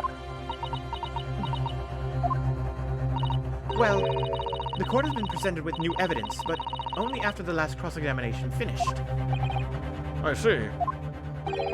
And you believe that this new evidence warrants further examination, do you? Mr. Naruto, what do you think? It's just possible that this new evidence might be the decisive proof we've been waiting for. The judge is sure to ask the members of the jury to announce their leanings in a moment. And of course, he's sure to ask you to explain what the crucial piece of evidence is, and why. So we must take this opportunity to examine the newly presented evidence as thoroughly as possible. Yes, I understand. And thank you, Mr. Sato. This is it. Mr. Sato-san has managed to win us one last chance here. I can't let it go to waste. The defense wishes to present evidence, my lord. Very well. The defense may present one further piece of evidence. Evidence that apparently offers a profound insight into this case and has hitherto been overlooked. Take that! The book! The evidence in question is what we can see from the newly presented photographic print of the crime scene. The fourth book, found in the victim's hand. Objection! We have already discussed the fourth book at length. Other than it being in the victim's grasp at the time of the incident, no significance has been attached to it. Pursuing the matter further would be a flagrant waste of the court's time, as you well know. Yes, I'm afraid, counsel, I must concur with the prosecution on this matter. When I afforded you this opportunity, you led the court to believe that the evidence in question contained a hitherto undiscovered clue. So I must insist that you elaborate, counsel. You will identify this clue at once. Do I make myself clear? Yes, my lord. It's, Mr. Naruto, I believe the prosecution is trying to avoid a thorough examination of the evidence, which means we may very well be on the right track. Yes, I think you may be right. You might be right. So, counsel, precisely where is the vital clue to this case, which this fourth book conceals?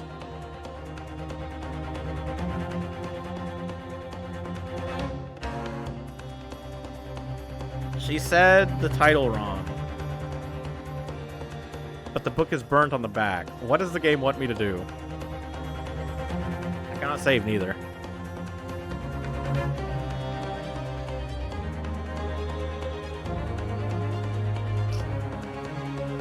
Shit. Got it! It's the burn. We're gonna go with the burn first. I would ask the court to observe the back of the book in question. The back? What do you... Good gracious! It's been burned to a crisp. So we have to ask ourselves, why was the victim clutching what is clearly an unreadable book? It is undeniably an extremely unnatural thing for her to have been doing. Objection! Unnatural, you say? And what of it, my Nipponese friend? Oh! Were I to concede the point, if it bears no relation to the case, There is nothing to discuss. So, should you wish to assert that this fire damage is some veiled clue as to what happened that day? Pray, do enlighten us all. What truth does this charred book hide? A charred book. There's just one possibility here, which I can't quite bring myself to rule out. An outside chance, certainly, but worth a try. Alright, I'll explain my theory. Don't keep us waiting any longer then, Counsel. Explain this theory of yours. What are you suggesting that you could ascertain from the fire damage this sorry tomb has suffered? Its content, the hell? Its owner. My lord. My lord, the burn on the back of this book reveals a startling truth. About the book's owner. I beg your pardon. But we already know who the book belongs to. The victim was gripping it in her hand as she fell to the floor, after all. It's obviously hers. The question of how this book came to be in the victim's hand has yet to be answered. However, as to the questions of who the book really belongs to and where it originated, the defense has very credible answers. Good gracious! How could you possibly... Very well, I'll play along with this futile attempt to delay your inevitable demise. But do remember, the members of the jury may well burn you if your little gamble goes awry. Counsel, the defense's response here is very likely to influence the final outcome of this trial. So tell the court, who do you claim is the owner of this burnt book? It is Herlock Sholmes, of course. Take that! The answer is that the book belongs to the couple who own the house where the defendant has his lodgings. A certain Mr. and Mrs. Garadeb. The landlords. And whether this is some extraordinary coincidence or some kind of fate at work, I don't know, but... Of all the people in London, one of the 6 chosen for jury duty in this courtroom today is none other than Mrs. Garadeb herself. Oh my goodness. Me? I think you must be mistaken, sir. I'm not Mr. Garadeb's wife. I'm his maid. Things would be so much easier if you would just drop the pretense. Alright then, how about a simple question for you? Have you ever seen this book in Mr. Garadeb's house? I would never presume to know all of the books he keeps, sir. Objection! This is outlandish behavior. This woman is the accused landlady, you say. You implicate this hard-working member of the public. You besmirch her without a shred of evidence. Your actions are unforgivable. Objection! This is not mere conjecture. The defense happens to know that on the day in question, at almost exactly the same time as the victim was stabbed on the pavement below, another incident was taking place in the room on the top floor of Mr. and Mrs. Garadeb's house. Good lord! What sort of incident, Counsel? A fire, my lord. Afraid to say it was. Happened in the blink of an eye, you know. The whole place filled with smoke. Couldn't see a bally thing. Didn't take long for the fire to spread, of course. The bally furniture started going up as well. First of all, I lost my favorite. A book called The Lion's Pride. The Lion's Pride. By Jove! The very same title that's the subject of this debate. Oh dear me. Objection! This is risible. This is risible. All you told the court is that a book by the same name was involved in a fire. In which case, it would be reasonable to assume that it was burnt to ashes. And entirely unreasonable to infer that it magically removed itself to the scene of the crime. Perhaps it would make more sense if I told you that the cause of the fire was marital discord. Without going into details, it appears that Mrs. Garadeb was considerably enraged. Apparently, she continued to attack Mr. Garadeb even amid the flames. Oh, how awful. I can't even imagine being so horrid to the one you love. Can you, Roly? Absolutely not, sir! Patricia would never raise a finger against me, sir! Oh, Jesus. Really?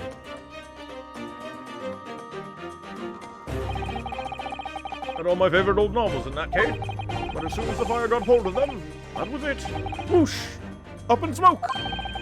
And the wife started hurling things at me.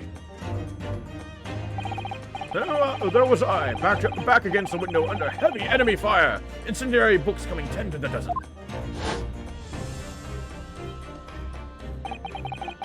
The man had his back up against the window. He had burning books thrown at him. Goodness gracious, are you suggesting that the book was thrown through a window and landed coincidentally at the scene of the crime? Objection! No, a thorough investigation of the surrounding area was conducted the very evening of the incident, and there is no report of the Garredeb's window pane being broken. That's quite true. We also saw no sign of broken glass when we visited the Garredeb household. But it is not conceivable that the window was open at the time not even remotely. Let us not forget the season and the chilling weather that accompanies it. No Londoner would ever leave a window open in the middle of winter. Does the defense postulate this scenario in all seriousness, counsel? Do you earnestly claim that the book found at the scene was a flaming projectile thrown by Mr. Garredeb's wife? I believe it's a possibility, my lord.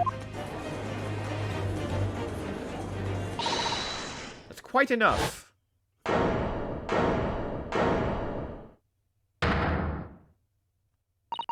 Well, I hope that everyone can see you for what you are, you little foreign trickster.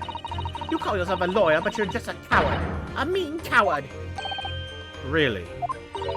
They mean that our little tiffs at the whole neighborhood alike. Honestly, implying that I'm merely posing as a maid for appearance's sake.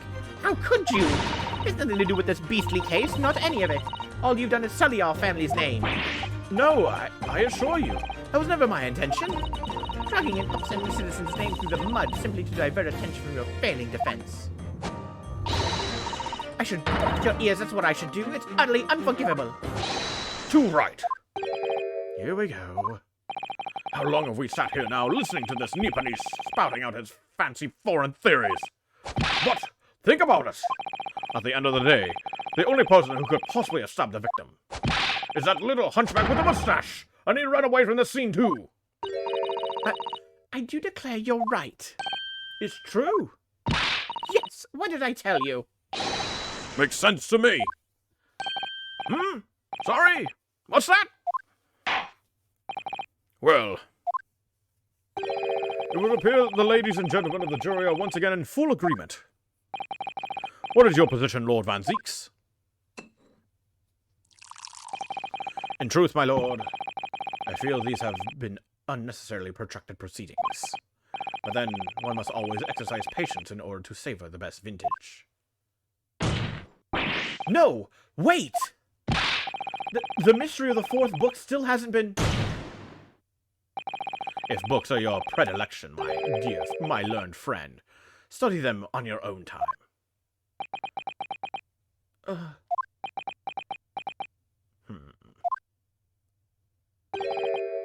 What, no forgive the discourtesy this time? In that case, ladies and gentlemen of the jury, you will now state your individual decisions regarding the defendant's culpability for the court to hear. Guilty! Great. Guilty. Good. Guilty. Fantastic. Guilty. Yay. Guilty. Whoa. Guilty. Great.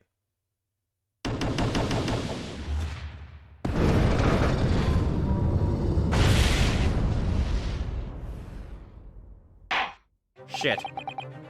Thank you for that unambiguous response. It's twice now. It's over. Mr. Naruhodo, don't give up. Mr. Sato, have you forgotten? The battle isn't over yet. You're not suggesting. Of course. The defense has a right to another summation examination at this point. You could still convince the jurors to change their mind. You have one more chance. My lord, the defense has to exercise its right to a summation examination. You believe you still have tricks up your sleeve? I don't intend to trick anybody. I intend to uncover the truth. There's no time to be downcast. Only there's a chance to stay strong and determined. I have to do this again. To be continued. No, we're continuing this now.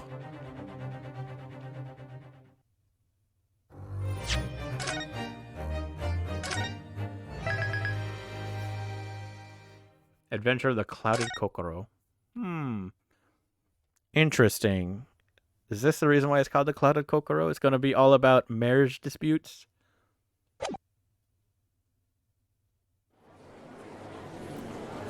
Oh, crap.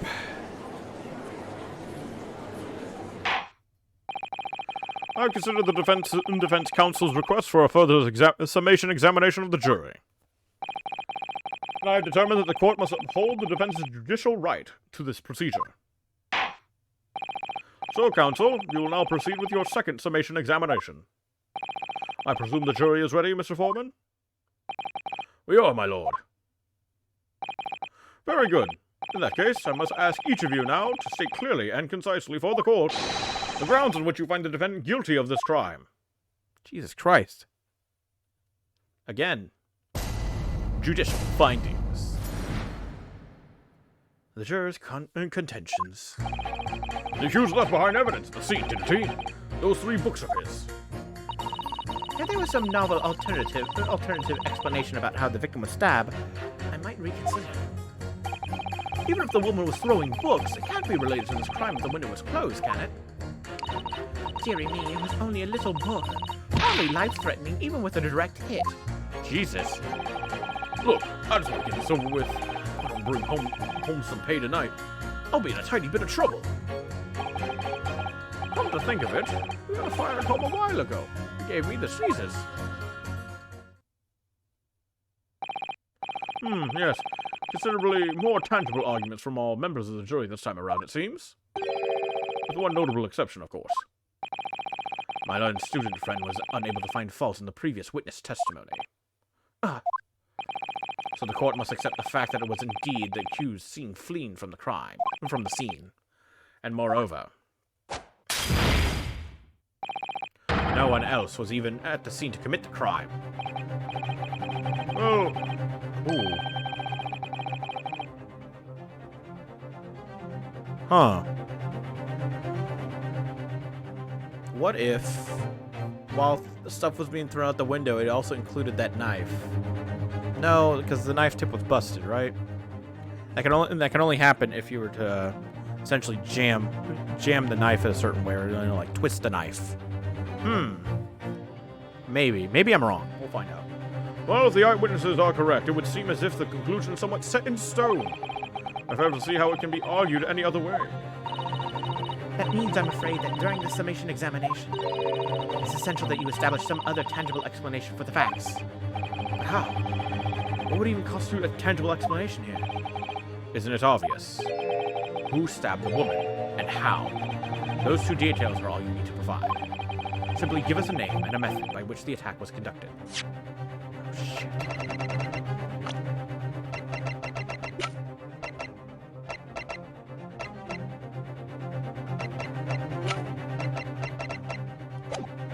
You gotta be kidding me, man.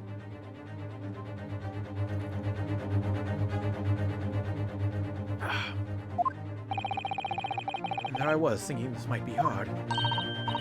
Mr. Naruto, you have to do it. Otherwise, this really will be where the trial ends. No pressure, then. It's quite enough preamble. Proceed with the summation examination, please. I presume you are prepared, counsel? Oh, yes, my lord. All right, Ryunosuke. Focus your mind now.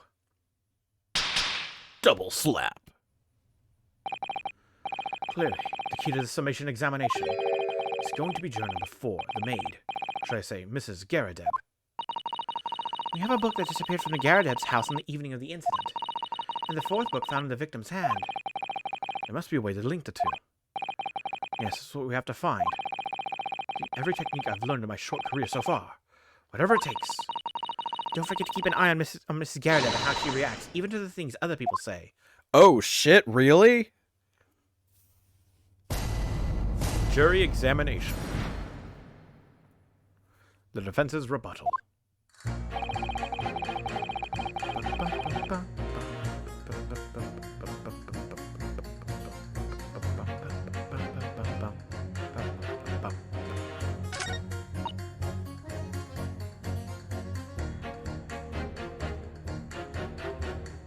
God. Oh God, what am I supposed to do now? Jesus. This is how the next part starts. Oh god. Second part of the trial starts off this way. There's some novel explanation. Alternative explanation, excuse me.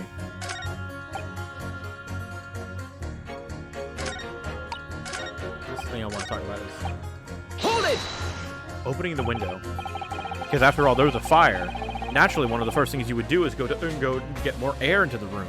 So you would open the window, and that's the perfect time to chuck a book out. And then she yells at you to close the damn window. It's too goddamn cold! Does that have anything to do with your decision about the defense culpability in this case?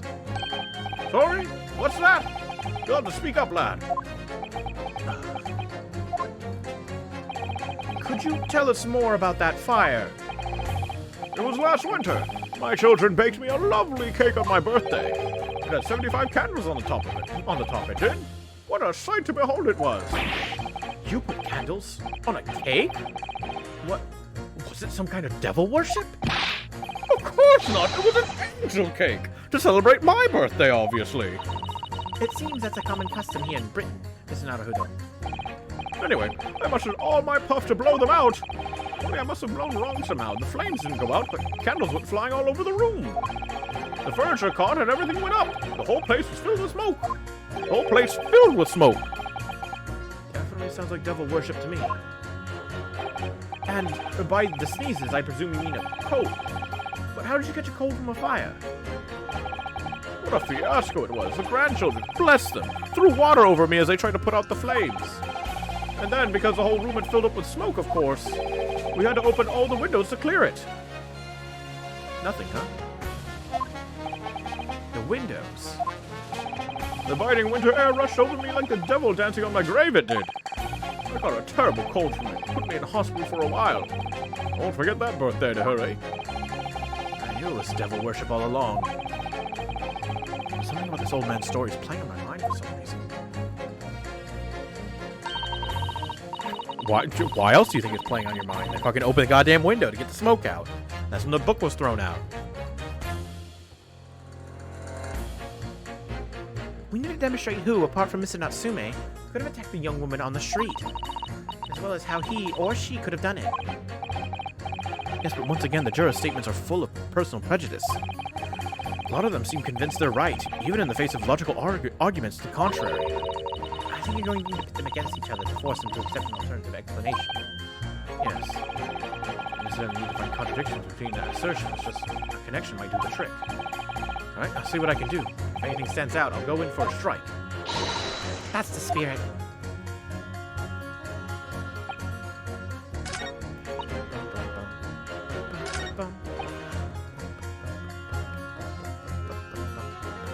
Hold it!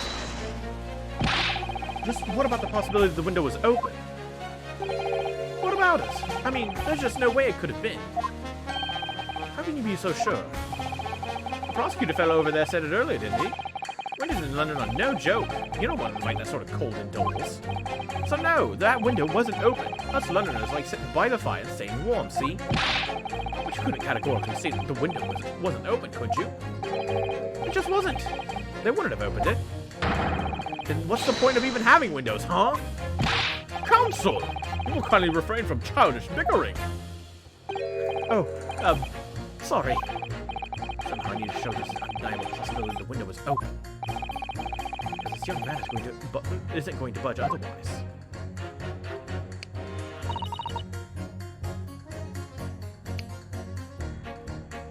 Hold it! But, Oh, what's this? did y'all hear that?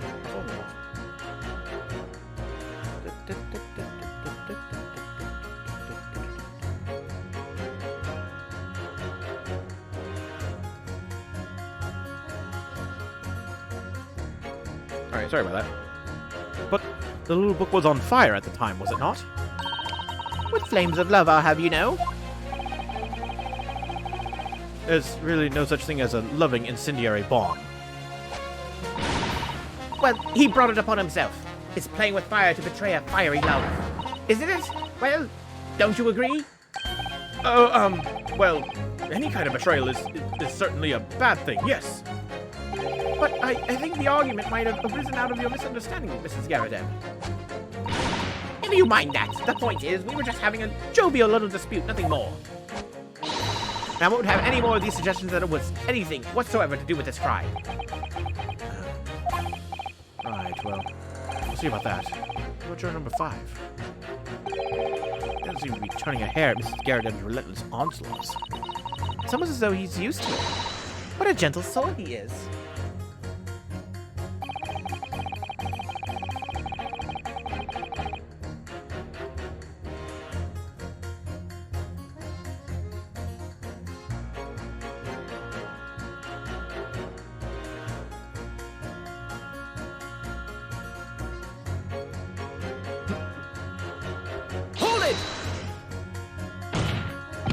You just want to get this over with.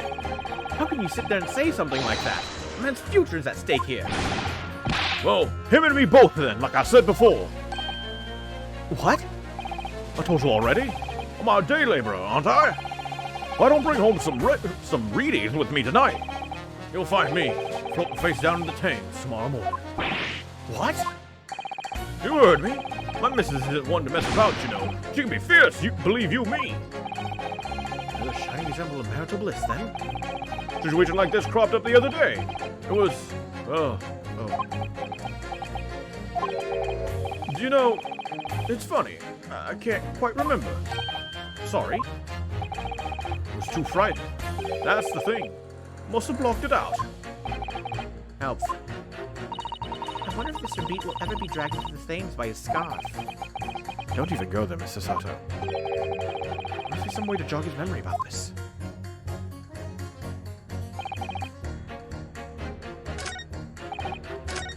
What? Have to open windows to clear the smoke. That's when the chill gets you, you see. Oh, he actually changed his thing. Objection!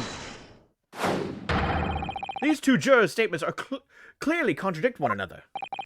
Who? How exactly, Consul? Don't point it at me again. I told you it wasn't me. What's that you say? Speak up, lad. Speak up. Juror number 3, do you see? Oh, me? See what, sir? Did you hear juror number 6's account of his birthday celebrations last year? It seems, despite being a Londoner, he once opened his windows in the middle of winter. Well, yes, of course, because it was an emergency. I mean, obviously.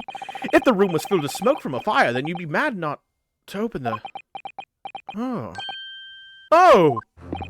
Exactly. On the day in question, at the time of the incident, there was a fire in the Garrideb household. And Mr. Garrideb had the following to say about it. The whole place filled with smoke. Oh, my hat! Excuse me! Juror number 4, do you have something to say about that? Oh my. She's going. Mrs. Garrideb! Oh, dearie me! Oh, hold on, wait. It's going good. Oh god, I can't spell going.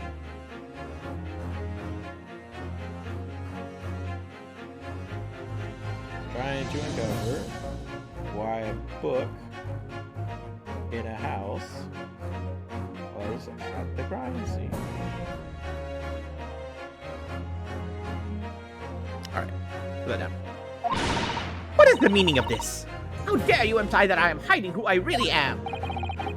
It's imperative that you confirm something for me for the court. Jesus. So please, it's time to drop the pretense now. What is it? When the fire started in your house that day, did you or your husband open the window? What? I beg your pardon? What are you insinuating? The room would have been thick with smoke after the carpet and bookcase caught fire as they did. In a situation like that, it's inconceivable that you wouldn't have opened the window. And what if we did? Oh, all right then. Yes, you're right.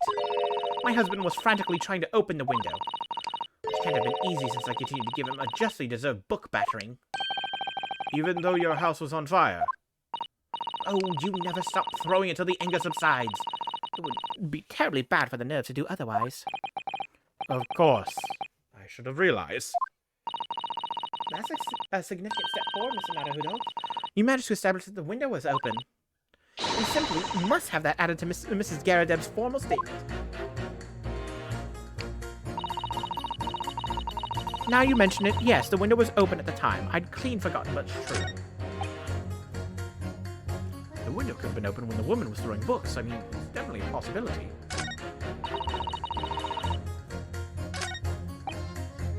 Look at that. Look at that guy's face.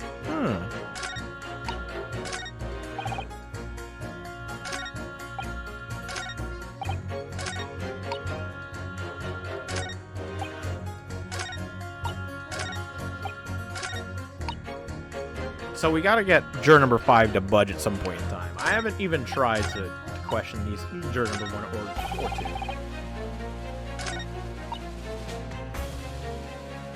Hold it! Let's question juror number 2 for now. So you might be willing to change your decision, you mean? Oh my, such delight on your face. But I'm afraid I shan't be swayed by emotion. Despite what you may think of me, I am a very modern, metropolitan, and rational woman. That's great. If one reads the morning papers, it's all forgotten by tea time, isn't it? So why read them in the first place? You see, modern, metropolitan, and rational thinking, wouldn't you say? And not at all extreme. As I see it, an overwhelmingly suspicious Japanese man has been implicated by overwhelmingly strong testimony. So despite 1 or 2 minor puzzlements, I do declare that the man is overwhelmingly guilty. Modern, metropolitan, and rational logic, wouldn't you say? Overwhelmingly. But us modern gals are always delighted to embrace new fads, you know. So I'd be only too happy to consider an exciting new theory if you could come up with one. I'd be happy to do that too, if only I could. Let's do our very best not to disappoint the modern and metropolitan young lady. Right. Glad you admitted rational there.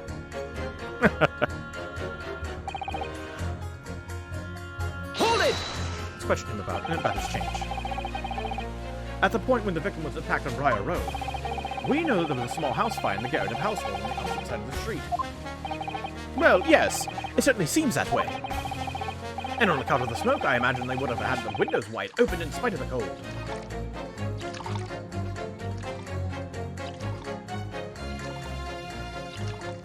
Let's continue on with this for now. We also know that Mrs. Garadeb was throwing flaming books at her husband.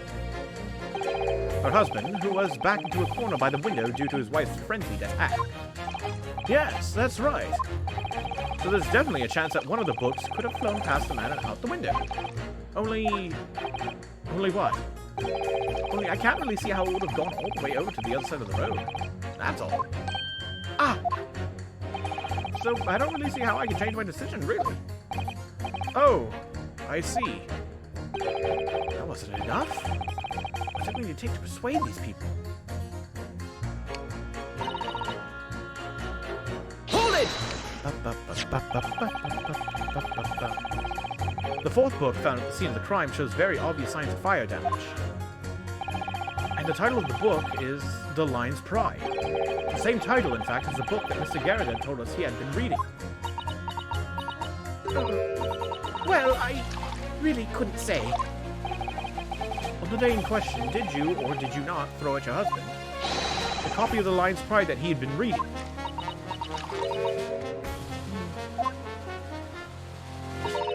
I did. Oh, It was the first thing I could lay my hands on, so I held it straight at him. And now you come to mention it, yes.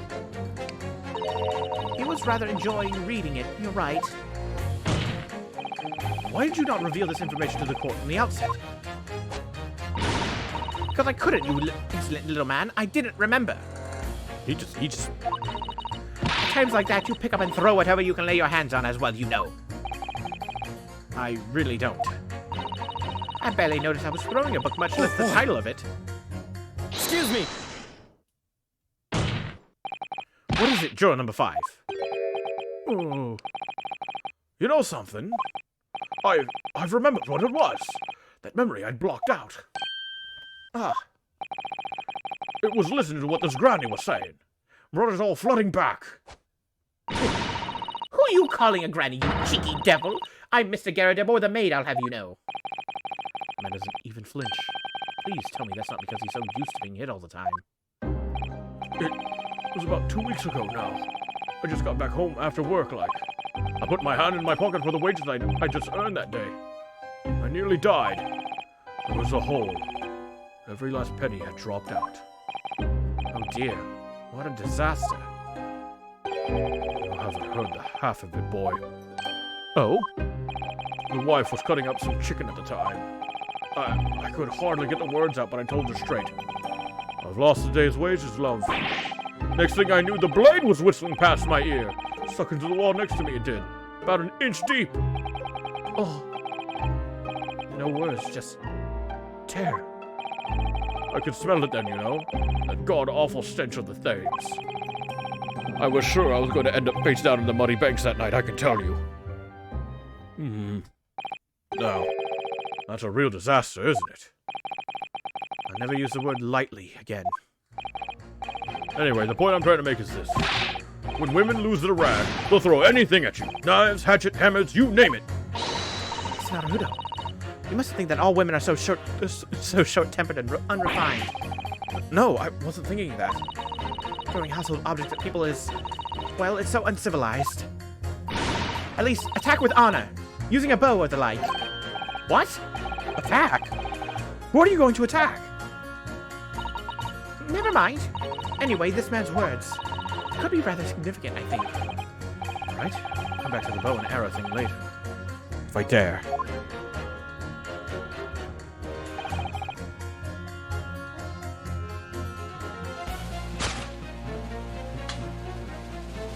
Objection!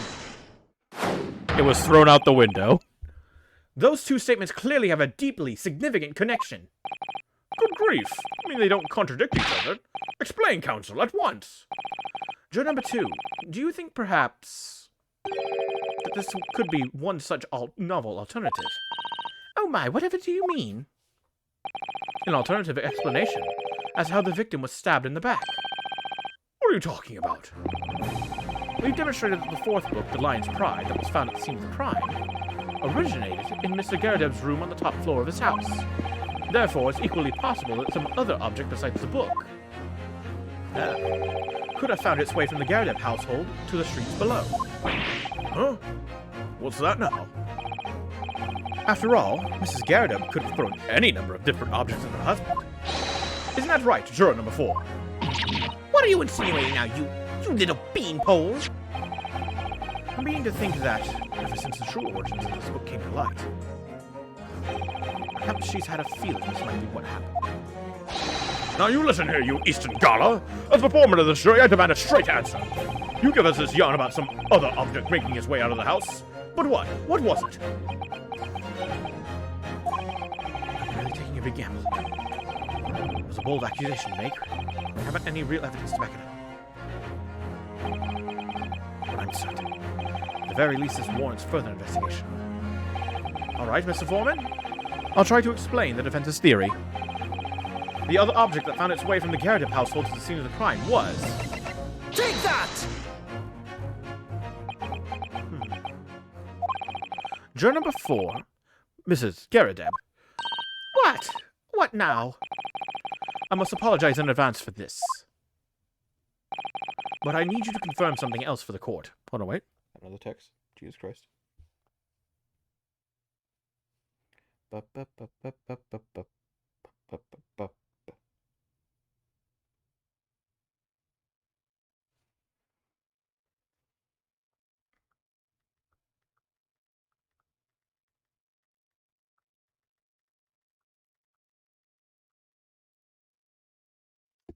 Alright.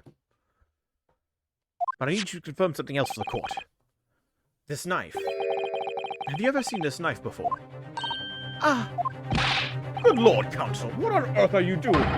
That's the weapon that was lodged into the victim's back, man. My lord, remember that when the victim was attacked, Mr. and Mrs. Garadeb were in the throes of an argument.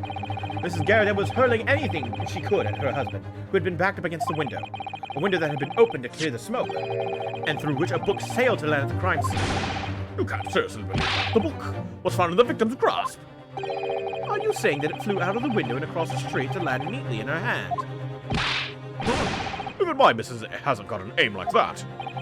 Yes, I admit, there are many details we don't yet understand. But that's the point. That's precisely why. We must not allow this trial to end. Not right away. Not right now. Oh my. Mrs. Garrideb, your answer, please. Have you seen this knife before or not? Oh, Good. I killed her with my words. my lord, I wish to change my decision. I'm a woman of my word, after all. Thank you, madam. Yes, I agree. I certainly didn't see this coming, but I just don't think it would be right for this trial to come to an end now, with so many unanswered questions. Mr. Foreman. I'd have to agree. Not that I think that the granny did it, mind. Yes, you know what?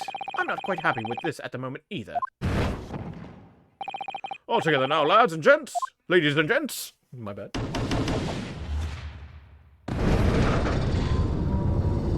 Alright, that's enough, right? Did it? Congratulations, Mr. Naruto. So, as a result of the defense's summation examination, a number of jurors' leanings have changed. 2 jurors called guilty, against 4 now calling innocent. Accordingly, the opinion of this court is divided. And the trial will continue.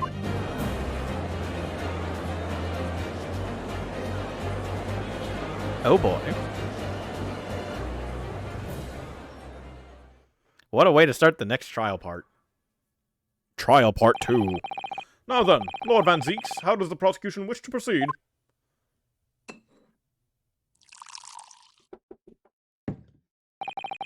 This trial is rapidly descending into a farce.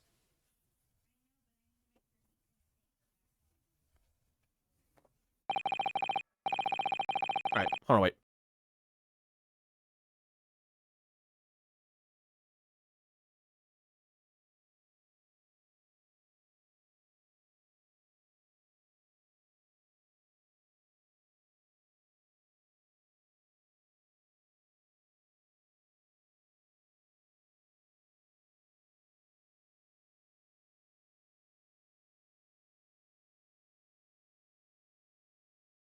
Okay, I'm back. Sorry about that. Like a corked wine. The first few sips are bitter enough. I actually called it wine, not grape juice. What follows is so repugnant. It's good for nothing save the gutter. If I may, Lord Van Zeeks. The defense has just put forth a credible alternative explanation for what happened. Credible. Is that your considered opinion, Mr. Foreman? The defense's argument is a joke to which I barely know how to respond. Let me start by insisting that you must all familiarize yourself better with the relative positions of those places being discussed. What do you mean by that? To Zangle this time. It should already be more than apparent that between the crime scene and the Garrideb household, there's a rather wide street, Briar Road. Which means that the distance from the Garrideb's house to the scene is some, yes, 15 yards. Let me see, 15 yards. It's around 14 meters.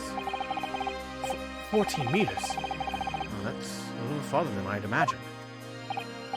And as you ladies and gentlemen of the jury rightly noted as having portentous significance, the 4th book was found in the victim's clutches. In other words, the smoldering book wantonly hurled by the lady of the house traveled some 15 yards, to land on the opposite side of the road, neatly between the collapsed victim's fingers and thumb.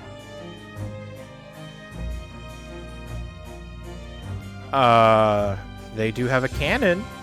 That could make it fly 15 meters.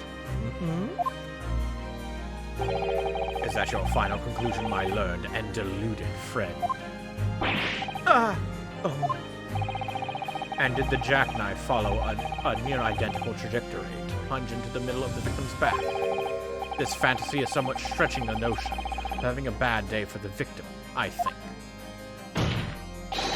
Even those pathetic serialized detective stories have more believable plots. Ugh! Oh. There's nothing I can say to that. That prosecutor loves the sound of his own voice. Mr. Sato. Serialized detective stories are pathetic, are they? How dare he? Maybe let's pick our battles here. My lord, might I be allowed to speak? Judicial assistant, you may speak for the defense, yes. Go ahead. The prosecution may consider the idea a fantasy, but what the defense has postulated was believable enough to persuade the jury to change its leaning. And as such, the court has a duty to explore this alternative explanation as thoroughly as possible. To that end, juror number 4, Mrs. Joan Garridan, must be called to testify and submit to cross-examination. Saints alive! The cross-examination of a juror? Order! Order! Order! Well, this is highly irregular. It is unprecedented for a member of the jury to be summoned to the witness stand. Objection!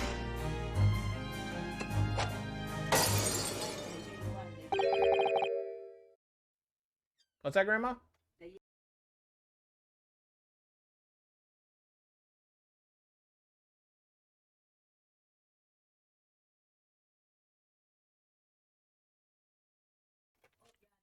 August now, okay, August. Yeah. Okay. Sorry about that. And unnecessary. Lord Van Zeeks! Oh, there we go. There are already witnesses in the stand whose testimony the defense may further cross-examine. If my learned friend's farcical theory has any truth in it, then both a burning book and a jackknife must have flown through the sky before this couple's eyes. And we must assume that they would be able to testify accordingly. What say you, witnesses?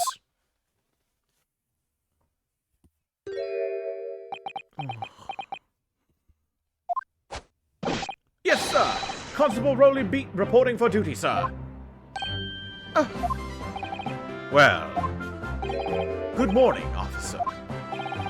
Sorry for dozing until now. Sir, I haven't slept for a month on account of a villain who's appeared on my beat, sir. Oh, they're so heroic, these London bobbies. Patricia, my darling, I've been neglecting you, but no more. Oh, Rowley, my hero, you make me swoon. Very well. I hereby reject the defense's request. Oh, And order the witnesses in the stand to testify again. State forthwith before the court any details pertaining to the defense's alternative explanation of events. Didn't this man fall asleep during it? Yes, sir! Oh, is he fully awake now to testify? Constable Beats report. He is. This case has nothing to do with Mr. and Mrs. Garradeb. Believe me, a London Bobby is good for his word. You see, sir, the windows on the top floor of the Garradeb house are top hinge casements. obviously, if anything had been thrown out of the window, we would have seen it. I did leave the scene to go and fetch help, but my trusty Rowley was there to make sure nothing was disturbed. I didn't take my eye off the crime scene for one moment, sir. Nothing strange to report on that front, sir. Well, this is quite startling. Top hinge casement windows. That detail was not in the police report, Constable. Yes, sorry about that. I must have been a little drowsy. I cannot excuse your sins with drowsiness every time, Constable. No, sir! Sorry, but what exactly is a top-hinged casement window? And you cannot excuse your ignorance with such trite remarks, my learned friend. Of course. Sorry. I found it, Mr. Naruhodo. Cast your mind back to the windows in Mr. and Mrs. Garradeb's room. All right, I'll try. So the window opens in order to allow air to circulate inside the house.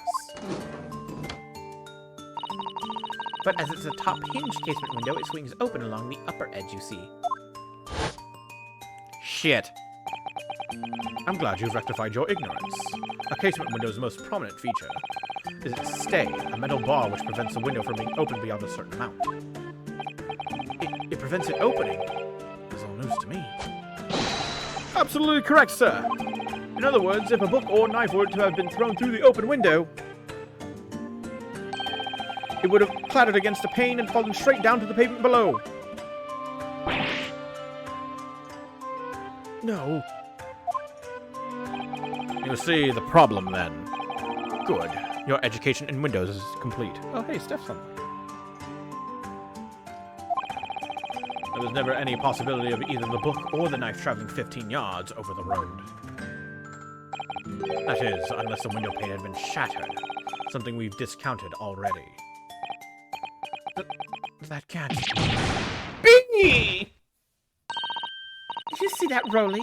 The young Japanese man just collapsed in agony. Oh, yes, my darling. I saw it. I saw how he crumbled before me. Oh, Roly, you're so strong. Oh, how is this happening? I haven't even started the cross-examination yet.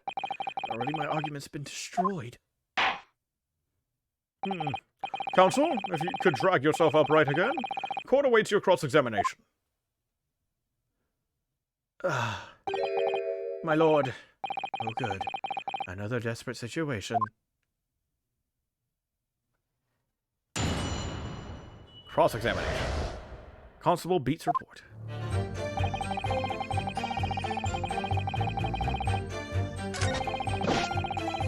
See, sir, the windows on the top floor of the Garrett house have top hinge casements. Hold it! Could they be broken? By which you mean they don't open fully. Is that correct? Let me take that full record.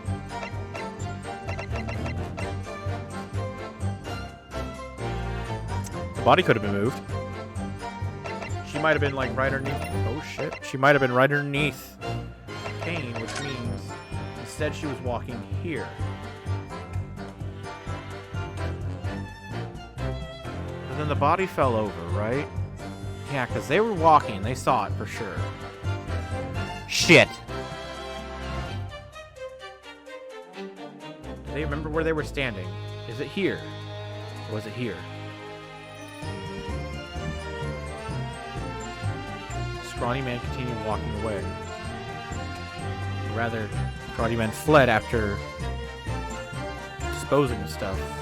And with the previous count, we know that my guy could not have walked here.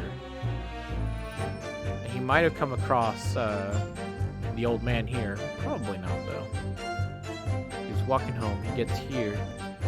Sees her fall over and immediately start booking it. But then they would have saw him. Then after that,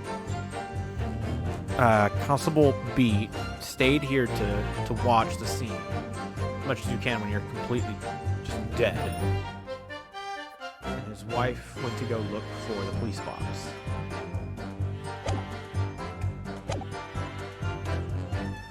By which you mean they don't fully open, is that correct? Yes, sir. They're just there to allow a bit of air through the house, you see, so they're restricted as to how much they open. And therefore, anything thrown out of the window from inside the room will simply strike the pane and fall to the street directly below. For clarity, allow me to mark the map. Here is the location where objects would have fallen. Yes. Directly opposite the scene of the crime, on the opposite side of the rather wide road. Would it have been so hard for somebody to mention this top hinge case thing before? Well, I have another question for you, Constable. And what would that be, sir? How do you even know? Why would you have any idea what sort of windows Mr. and Mrs. Garrett's house is furnished with? Ah, well, sir, that's very simple. You see, I helped with the investigation yesterday. You helped? In what way? Various members of the public were questioned in order to gather information about the case. That's right, sir. The sad truth is, we're all overworked. So even though it wasn't under the jurisdiction of my own beat, I obviously wanted to help. I see. Well, thank you. Oh, is it my turn now?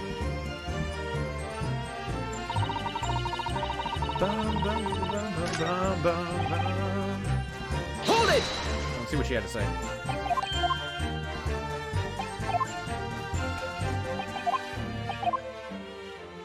have a bad feeling. Hold on, wait. I'm gonna save the game real quick.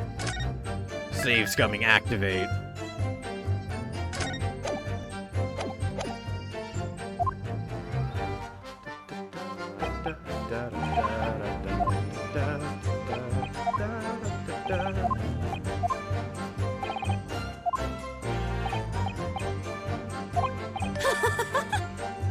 Excuse me!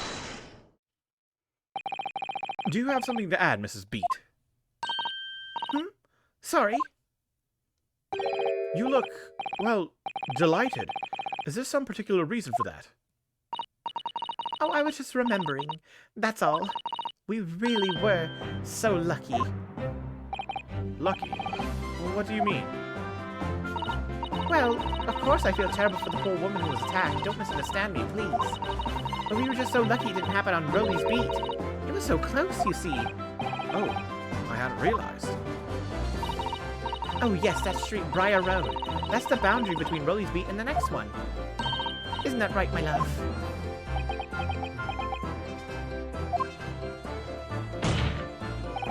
Constable Beat!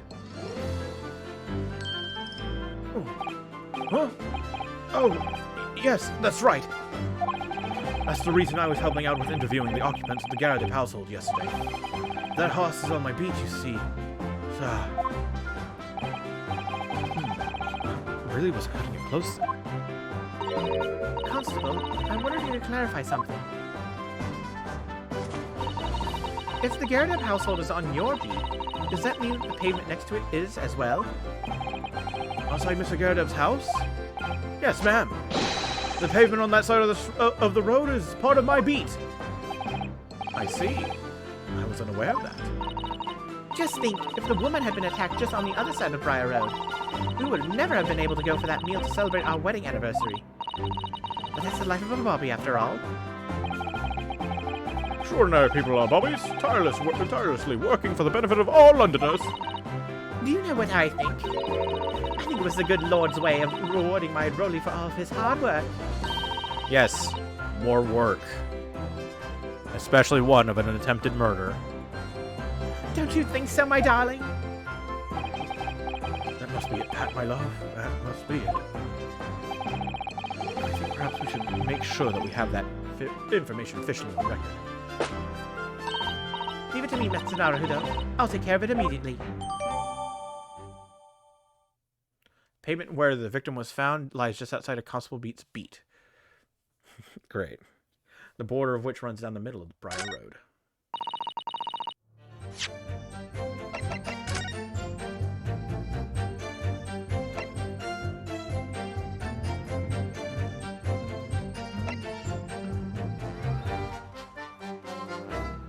Pavement of Briar Road, east side.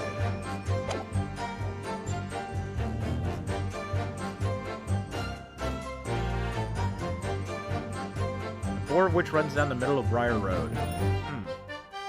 I'm on the east side. As it shows here. It's here, right? That's what I was saying. What if they were walking on this side? Then it's totally possible.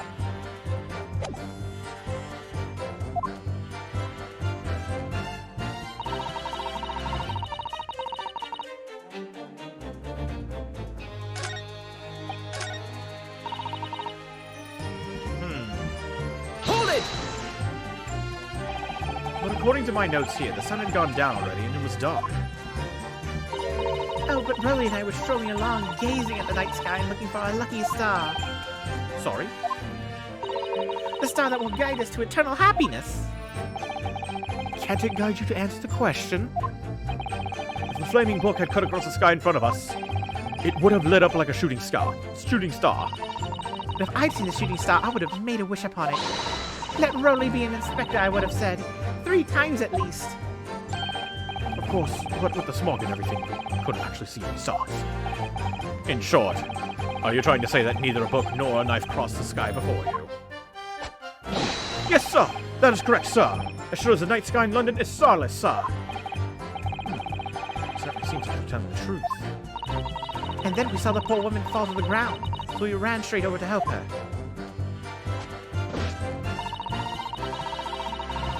did leave the scene to go fetch help, but my trusty Rolly was there to make sure nothing was disturbed. Hold it! Alright, tell me. Tell me more. Yes, you said you went to a nearby police box to fetch another officer, is that right? That's right, yes. If I'd been on Rolly's beat, I would have known exactly where I was going, of course. Don't feel bad, my love. You can't be expected to know the location of every police box on every beat. So Rolly told me the way. Only, I sort of got a little lost on the way. Patricia, my darling, that's why I love you. Your terrible sense of direction is bewitching to me.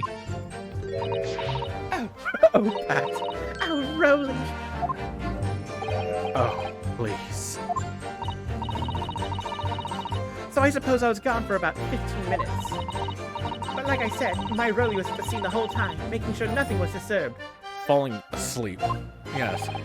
I was off duty at the time, of course, but a true Bobby is never really off duty, sir!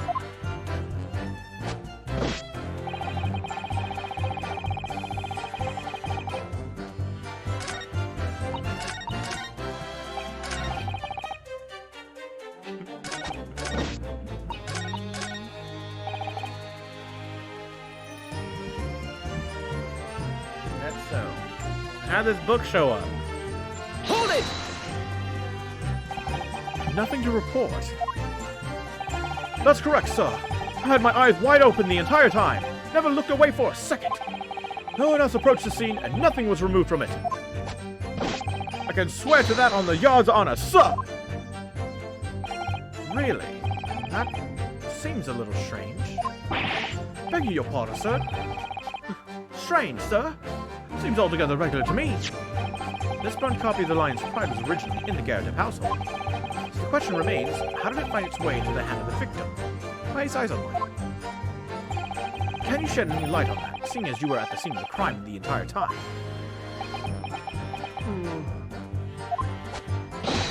Aha! Could it be a different copy, sir? One that just happened to be burnt as well? Even if that were possible, why would the victim have been gripping a book like that in her hand? As we can see from this photographic print, she had a bag over her shoulder. Well, sir, that book was in the lady's hand from the moment we arrived at the scene. Is that so? There's something about this statement that's not sitting right with me. Two mysteries: how that knife ended up in her bag, and how that book ended up in her hand. There must be some common thread between them. I'm so sorry, Mr. Naruhodo. I had no right to speak out. What do you mean? I requested the cross-examination of Mrs. Garrett without consulting you. Even if the judge did deny me. Oh, I see. Well, I agree with you. We do need testimony from Mrs. Garradev. If we're ever going to get to the truth of this matter. Do you really think so? Well, think about it. No matter how far it is across the road or how that window opens. Mr. Garradev found its way to the scene of the crime somehow, didn't it? You're right. And then there was Mrs. Garradev's reaction to me showing her the knife. The woman's hiding something. I'm sure of it. You're right again. We need to use this cross-examination to uncover more clues. We'll get to the bottom of this one way or another. I swear. Yes.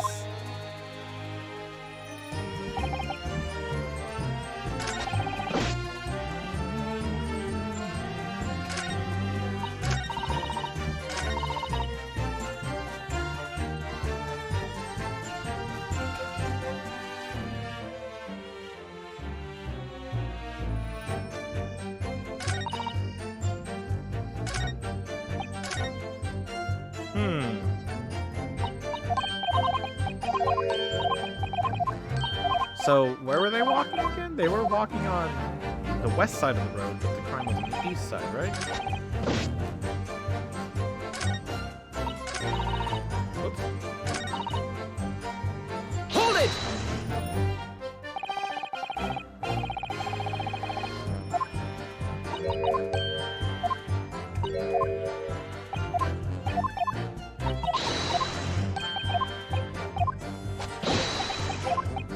I think the crew that came out of the window.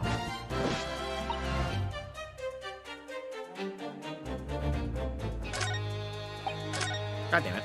Press X too many times.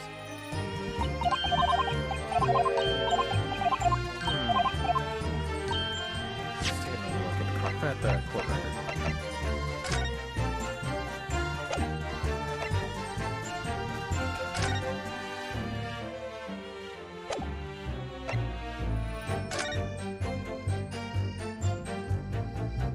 Briar Road, east side. A single stab with a large knife. No other signs of injury were observed. Salem was seen running away by the reporting officer was successfully arrested the following day.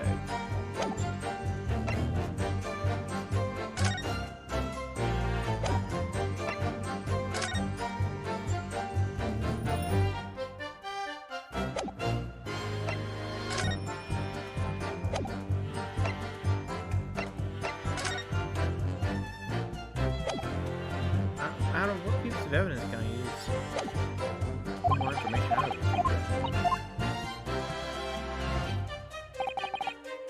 Hold it! I haven't pressed this statement yet, so let's press it. How can you say that for certain? A very good question, sir. And the answer is this! It has the noble founding principles of the force written on it as a reminder to all us policemen of a sworn duty. He showed us that before, didn't he?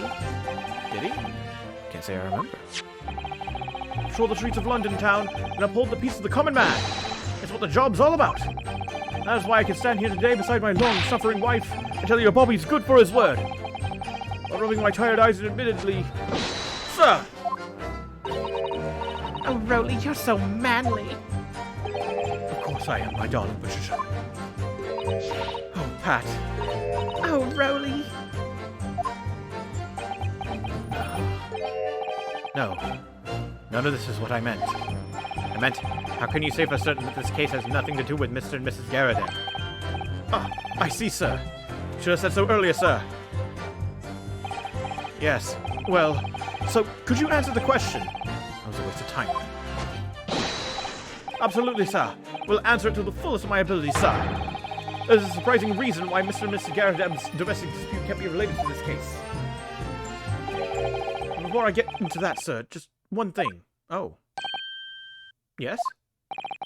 I'd very much like you and all your countrymen to understand the great British institution of Scotland Yard. So I hope you'll take back some tales of us London bobbies and how we uphold our guiding principles. I wasn't planning on going back just yet. I've only just arrived here. So to that end, sir, I'd be happy to lend you my warrant card for your perusal. And I must warn you, you won't be able to get through it without shedding a few tears. Thank you. I'll try. Constable Beat's warrant card has been entered into the court record.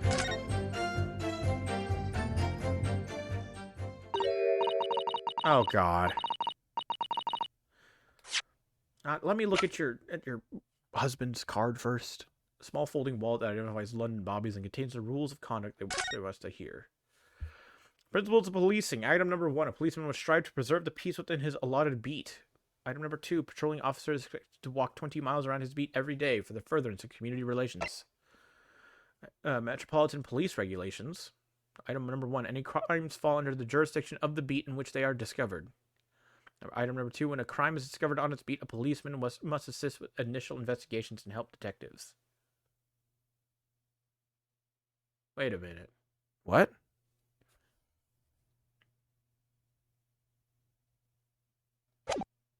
But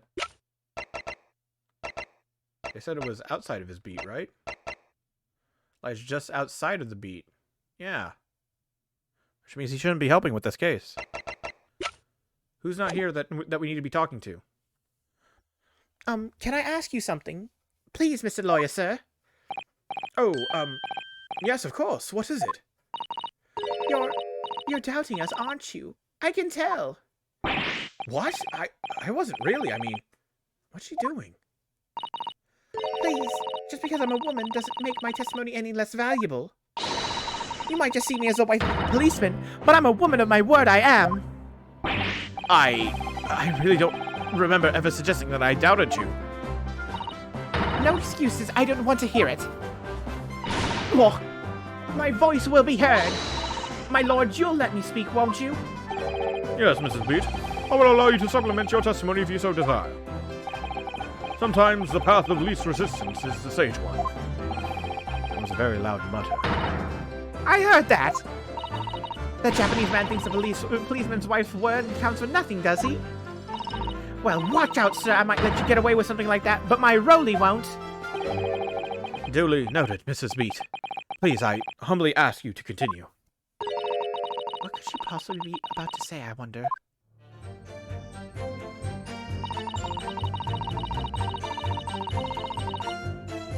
I know what I saw. My eyes never let me down. My sense of direction's a little off sometimes, though. The hell?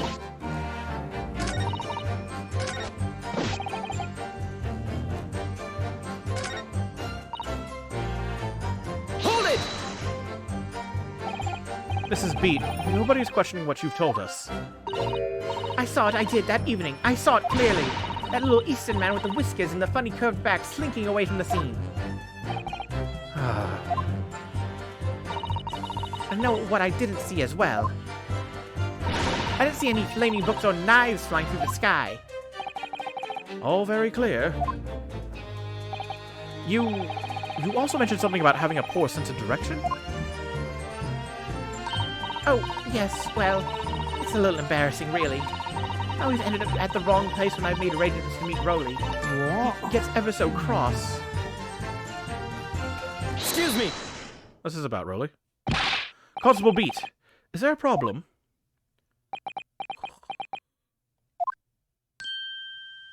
Oh?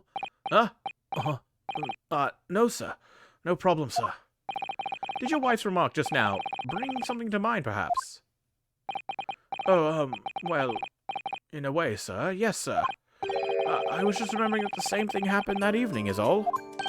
Oh, you mean Mrs. Beat lost her way on the night of the incident? Well, you see, I sent her off to find a police box in the next beat over from mine, but she was gone a fair bit longer than what I was expecting. I thought she'd be back inside 10 minutes. My darling was gone a good 15.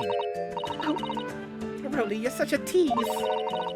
But the reason I was so long was because of the bouquet, silly. It was the bouquet. Sorry, what bouquet are you talking about? Oh, it was a present for our wedding anniversary. Roly's so romantic. He saved up for it with farthings and halfpennies he found in the gutter while doing his rounds.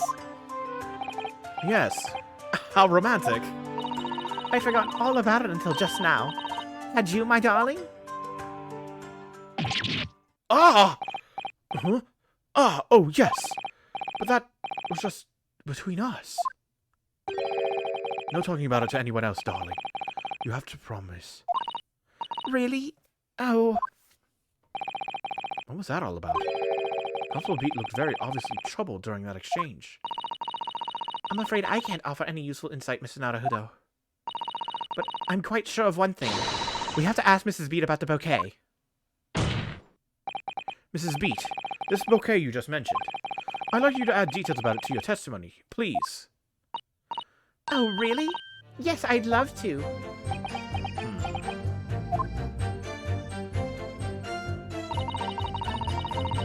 What happened was I dropped my bouquet and ended up losing my way for a while. Dropped your bouquet where? Hold it! You mean you dropped the bouquet at the scene of the crime? Yes, that's right. I was so upset. When we ran over and saw was a woman with a knife in her back. I was so shocked I dropped the bouquet Roly gave me. It was in a dark spot where the streetlights weren't casting any light, so I didn't notice at first. And then you went to the police box to report it to the policeman whose beat it was on. Yes, and I came back to the scene together with the other constable, you see. That's when I spotted my bouquet again. The funny thing was, when I went to pick it up, it was nowhere near the victim's body at all. In case you need reminding, Mrs. Beat, the victim is not deceased. I was all flustered for a moment before I heard a voice calling me from the other side of the road. Your husband, presumably. That's right. Silly me, I'd gone over to the wrong side of the street. Although, I'm going to blame the bouquet this time. I can't think of how it got there. I really can't. The bouquet somehow moved from one side of Briar Road to the opposite. Curious indeed. Isn't it? But the worst of it is, I forgot to pick the bouquet up again when we left the scene. That beautiful rose Roly bought me. With the change from the gutter he spent so long collecting. By bouquet, do you perhaps mean this sorry solitary rose?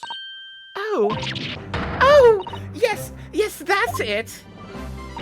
That's the bouquet Roly bought me for our anniversary with all bits of change he found in the gutter. Maybe just call it a rose. Tell us, Lord Van Zeeks, where did you come by that flower? According to the report by the police officer in charge of the crime scene investigation, it was found on the edge of the pavement in front of the Garrett household. In front of the Garrett's house? Although it wasn't noticed until the morning as it lay where the street lamps cast no light. It was believed to be of no relevance to the case until it was found on the opposite side of the thoroughfare. Oh, thank you, sir. Thank you. Could I have it back now, please? No, I think for good measure, this rose should be added to the court record as evidence. Oh. The anniversary bouquet has been added into the court record. She said she picked it up and then she left it again? Present for Patricia Beat from her husband Rolly. The shock of seeing the stabbed victim caused Mrs. Beat to drop the rose where she stood. But it's a symbol of our love. And now it's a piece of evidence. Sorry.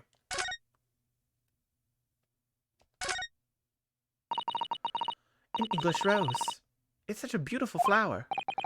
Oh, this is a rose, is it? Never seen one before. Do you not take interest in flowers, Mr. Naruhodo? I wouldn't say that exactly, but I do know 3 types at least. Gosh, 3? Yes. Plum blossom, peach blossom, and cherry blossom. Perhaps you should consider branching out? Learning some that aren't fruit tree based, for example.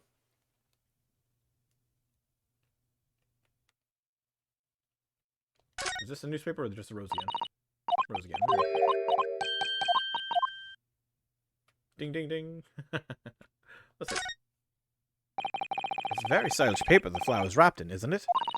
It's just an old newspaper, Mr. Naruhodo. Oh, I suppose it's because I'm not used to seeing English print. It looks so exotic to me. Ah, I see. Is something wrong? Oh, no, I was just thinking that if you wrapped a stone-baked sweet potato in English newspaper, it might look like some sort of fancy cake.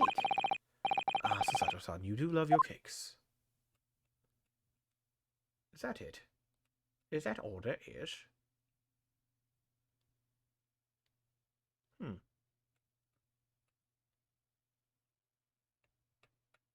Okay, yeah, there's nothing on the edge here. I'll just take another. Yeah, take another look just to be safe.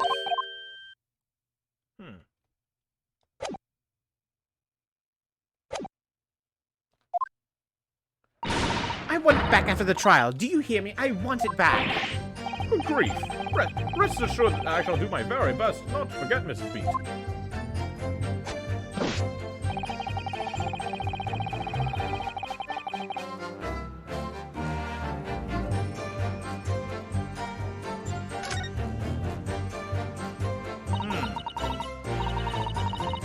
Well, Mr. Naruhodo, what do you make of all of this? Yes. The whole idea of an invisible attacker has been troubling me all along. But I believe I'm starting to get a picture of what really happened here. The 4th book that had no business being at the scene of the crime made me sure that Mrs. Garrett was hiding something from us. The result is increasingly clear that someone else has been hiding something from us as well. I may already be armed with everything I need to strike a decisive blow here. This time, I'm going to expose the whole truth about this mysterious affair.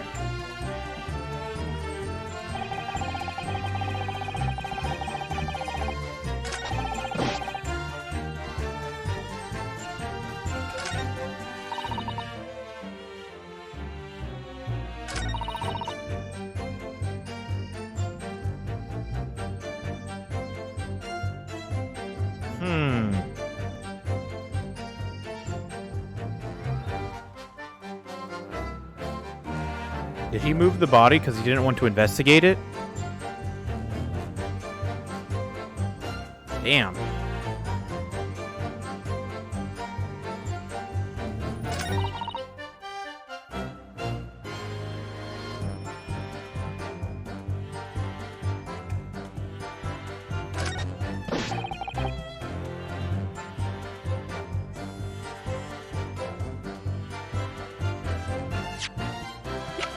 Objection!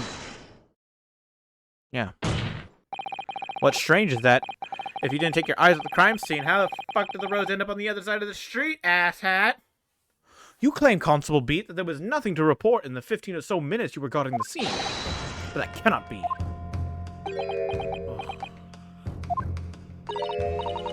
What do you mean to say? In your testimony just now, Mrs. Beach, you explained to the court that when you arrived back at the scene of the crime with the policeman assigned to that beat, the bouquet you had dropped at the victim's side was no longer anywhere nearby. Objection! Yes, on the opposite side of Briar Road to where the victim was attacked. But considering the size of the... Oh god, excuse me. Ugh. Had a burp.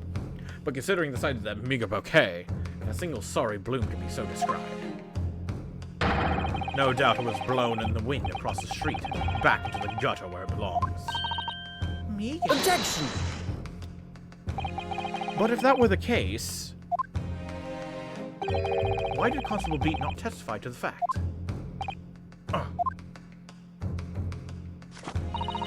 No one else approached the scene and nothing was removed from it. Constable Beat swore to that on Scotland Yard's honor. But the bouquet belonged to me. It has nothing to do with the case. That's why Rowley didn't mention it, I'm sure. No, because sadly, it's not only your bouquet we're talking about here. More than one thing in this case is mysteriously the wrong way around. What are you talking about? Think about it. Besides Mrs. Beat's bouquet, there's Mr. Garrideb's book. Mr. Garrideb's copy of The Lion's Pride, which was thrown out of the window by his wife, would have struck the pane of the casement window and landed here on the west side of the street. And yet, it was actually found here on the opposite side of the road in the victim's hand. Meanwhile, according to the testimony we've heard, Mrs. Beat's bouquet should have been dropped here at the scene of the crime on the east side of the street. But in fact, it was actually found here on the opposite side of the road in front of Mr. and Mrs. Garrideb's house. There's no logical explanation for those things, unless somebody deliberately moved them.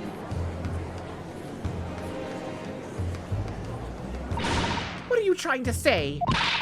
The way you're talking, it sounds like you think my Rowley's done something wrong. Don't you listen to a word that scrawny lawyer says. Wittering on about books and bouquets. Why should we care? It's nitpicking, that's what it is. Oh good, Mrs. Garrideb's come round. You might call it nitpicking, Mrs. Garrideb. But deliberately meddling with the scene of crime is a criminal offense. It's called, Tampering, Mr. Naruhodo. But the person responsible for this tampering cannot admit to it, for a very subtle but compelling reason. Objection! Tampering. You've barely heard the term before. Tell us, my learned friend. Who would have possibly have had cause to carry out such an elaborate deception? Yes, there is someone who tampered with the scene of the crime that evening. All the evidence and all the testimony points to that one particular person. Counsel, I must demand that you substantiate this conjecture. Who are you saying is responsible for tampering with the scene of the crime? The Bobby. The Bobby himself. Take that! Obviously, there's only one person it could have been. Constable Rolly Beat, it was you! What? A policeman? A member of Scotland Yard? What nonsense! Why would my Rowley do something like that? There's no one straighter than my husband. No Bobby works more tirelessly for the people of London. Mrs. Beat, you said in your testimony that your husband asked you to go to a nearby police box to fetch the officer on duty. The 15 minutes that you were absent from the scene is the only opportunity anyone had to tamper with it. Let me hear them. It's all nonsense. It's all lies. What about the Japanese man with the whiskers? I bet it was him. He did Objection! If that was true, Constable Beat would have seen him do it. Oh. And forgive me for pointing it out, but when you dropped your bouquet, Mrs. Beat, it was after the defendant had fled the scene. Well... Objection! First, you make accusations about the landlord and his wife, and now you incriminate a policeman as well. But your accusations lack one very important thing. You claim the crime scene was tampered with. But there is only one reason anyone would commit such a reckless crime, to hide something. That's right, he's right. My husband and I just happened to be there. That's all. So why would he have anything to hide? It doesn't make sense. It doesn't make sense. You offer no motive for this alleged tampering. And until you do, your accusations are nothing but empty threats. Constable Beat has a very good reason for wanting to tell the scene of the crime. That's the key to this entire affair. Mr. Naruto, have you managed to solve this mystery? Of course I have. I've solved this mystery the moment I got this mystery. I'm so smart. A genius. Constable, you have made a very serious accusation against a London police officer. If you are mistaken, I'm sure I need not point out that your reputation as a lawyer will be irrevocably damaged. Jesus fucking Christ, I need another drink of water. With that stark warning in mind, you will now explain to the court the motive for this alleged tampering. Yes, my lord. Very simple. He didn't want to investigate.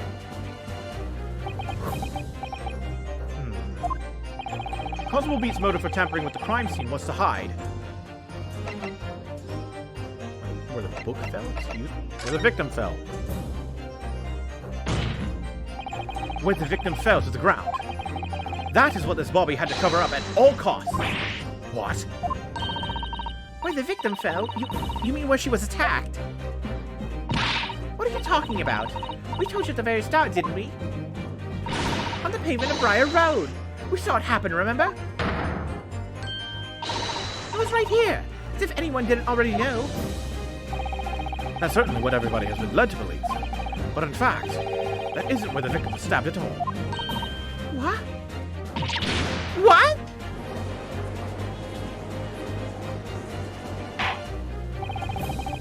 I'm beginning to wonder where this tumultuous trial will end, Counsel.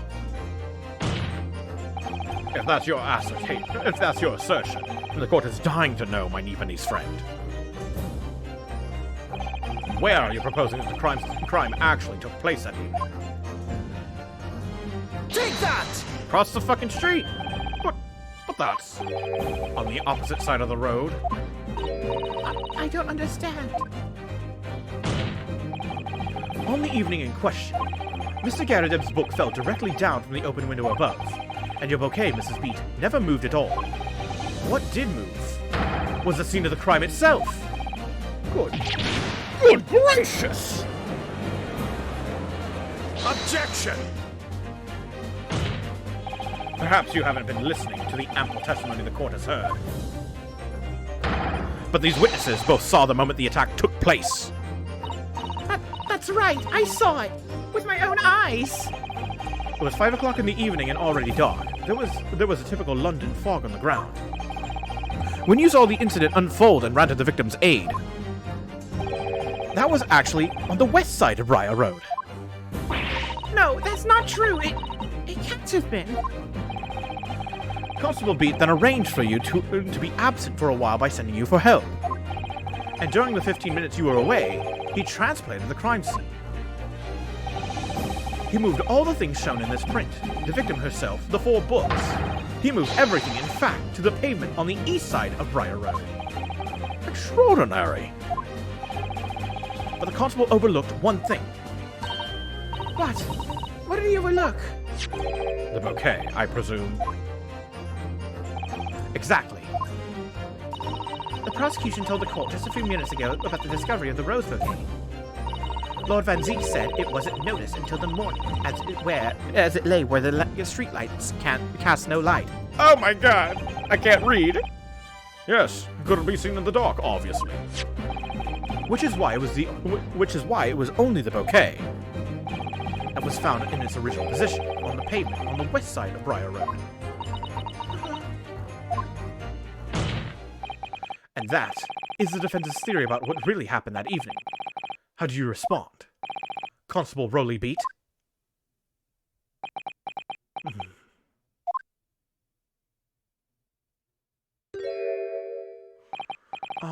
Well, I'm very sorry. I didn't mean to nod off again, but I haven't slept properly in a month. Did I miss anything important? No, Roly. It isn't true, is it? What that lawyer said is all lies, isn't it? I know it is because you're the most upstanding, righteous man I know. Oh. I had a dream. A terrible dream. All the things I did that night. everything come out. Everything exposed. Oh. Oh. Only it seems it wasn't a dream at all. Good golly! Order! Order! Order! What on earth is the meaning of all this? Oh no, wait.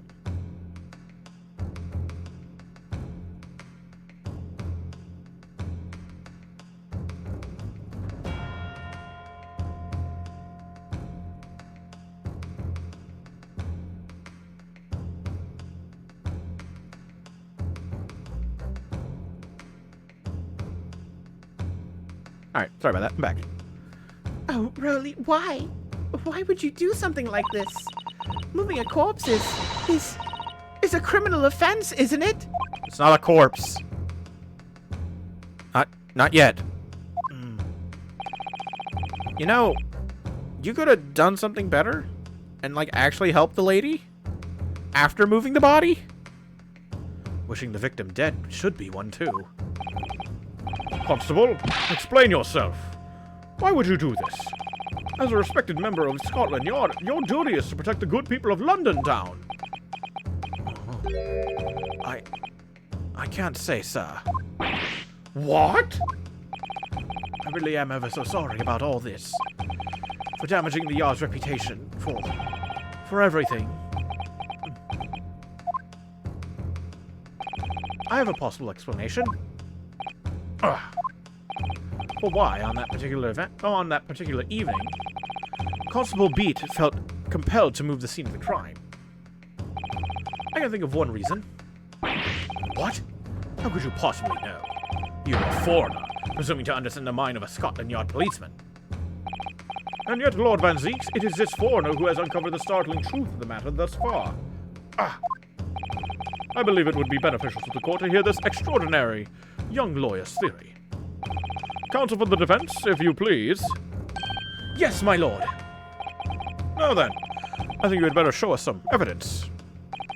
At once, my lord. England, Japan. It makes no difference where you come from. Human emotions are the same. And I think I have a fairly good idea of the feelings behind this man's actions. What gives away the motive for Constable Beat's unthinkable actions? I think it's this, right? You want me to show you this? That! Music stopped. I'm guessing I'm right. I realize that I'm a foreigner in this land, and I have only just arrived from Japan, which is why all this information about London's so-called bobbies is completely new to me. I've learnt that, though honorable, patrolling the beat is the most demanding work in the world, for example. Keeping the peace, looking after the citizens on his beat in all kinds of ways. There's no doubt that the young bobby is charged with a great deal to do each day, certainly. But for Constable Beat, the day in question was special. Special? How? On account of this bouquet, my lord. Oh, yes. It was our very first wedding anniversary. Ah. Constable Beat had worked so hard to be able to afford this simple gift for his wife, and was so looking forward to taking her out for a celebratory meal, when he and Mrs. Beat stumbled upon a crime along Briar Road. When he saw that shadowy figure through the fog collapse on the pavement ahead of them, what must have gone through the man's mind? But sir, just on that one particular day, I was looking forward to celebrating my wedding anniversary. Mrs. Beat puts up with a lot, being married to a bobby like me. I wanted to show my dear wife how much I care.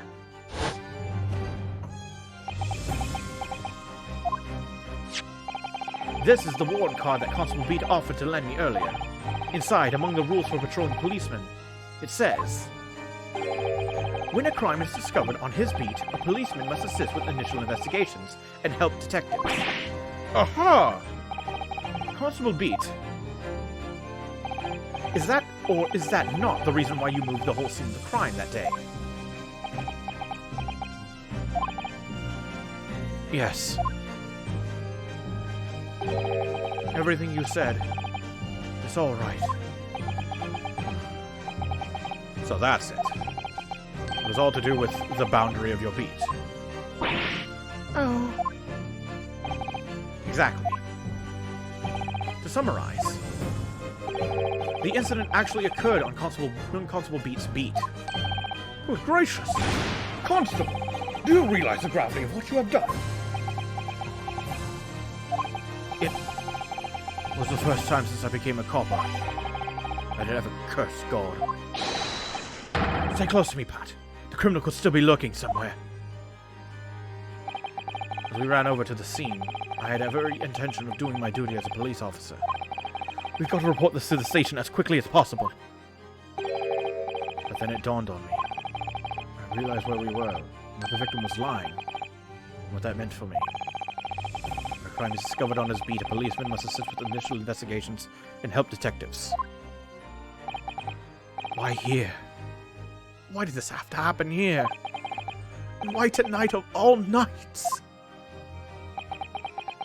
Why?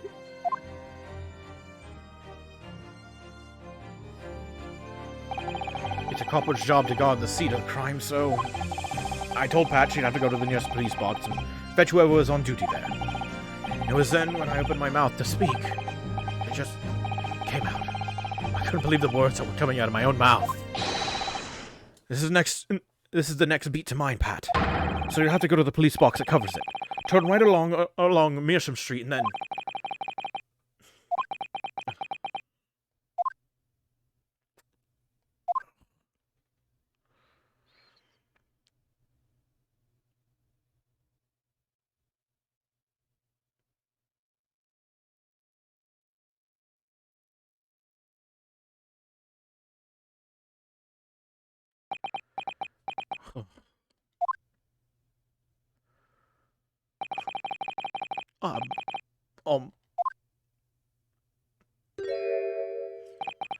I'm sorry. I'm so sorry. Oh, Constable. I just wanted that one night to take my Patricia out for dinner. Oh, Rolly. That one night.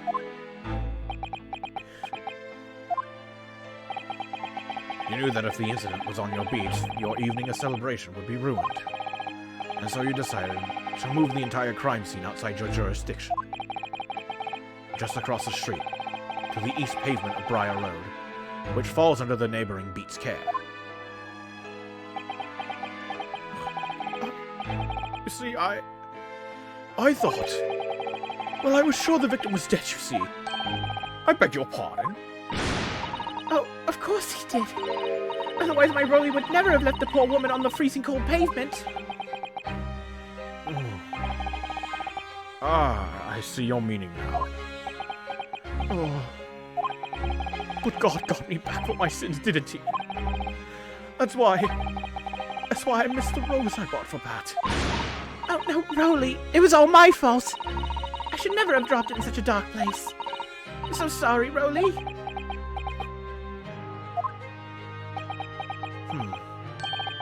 And can you tell us, Constable, how many books did you move from one side of the road to the other in total? Huh? Oh, 4 it was. Yes, sir. Definitely. 4. 3 of them dropped by Mr. Natsume, and the 4th being the one that fell from the window upstairs in the Garadip household, of course. But what made you place that book in the victim's hand? And all the others were scattered haphazardly around, I mean. Oh, well, sir, that's because that's how I found it. How you found it? What do you mean? When we first ran over to the scene, the victim was already holding the book. So, when I moved everything, I made sure it was still in her hand. You sure it was this book, The Lion's Pride, that the victim was holding? Oh, yes, sir. No doubt about it, sir. Interesting. 4th book's information has been updated in the court record. I thought it was an open and shut case at the time, you see. There were only the 2 people at the scene, and Pat and me both saw it happen. However, which way you looked at it, it had to be the fellow who ran off who done it. I thought. I couldn't see the harm, really. I didn't think moving it all over the road would make a jot of difference. I suppose this is it for me now. I've had it. My lord. Yes, Lord Van Zieks. I believe that concludes the cross-examination of the witnesses. Constable, you may withdraw. Yes, sir! Mr. Prosecutor, sir. What will become of my Roly? What will happen to him? For now, you are free to go home. The police will contact you in due course. Please, don't punish my husband. This was all my fault. It's because I'm always moaning at him for coming home late. Leave it now, Pat. Let's go home. I'm tired. All right then, my love. One last thing, Constable. Sir! Let this be a lesson to you.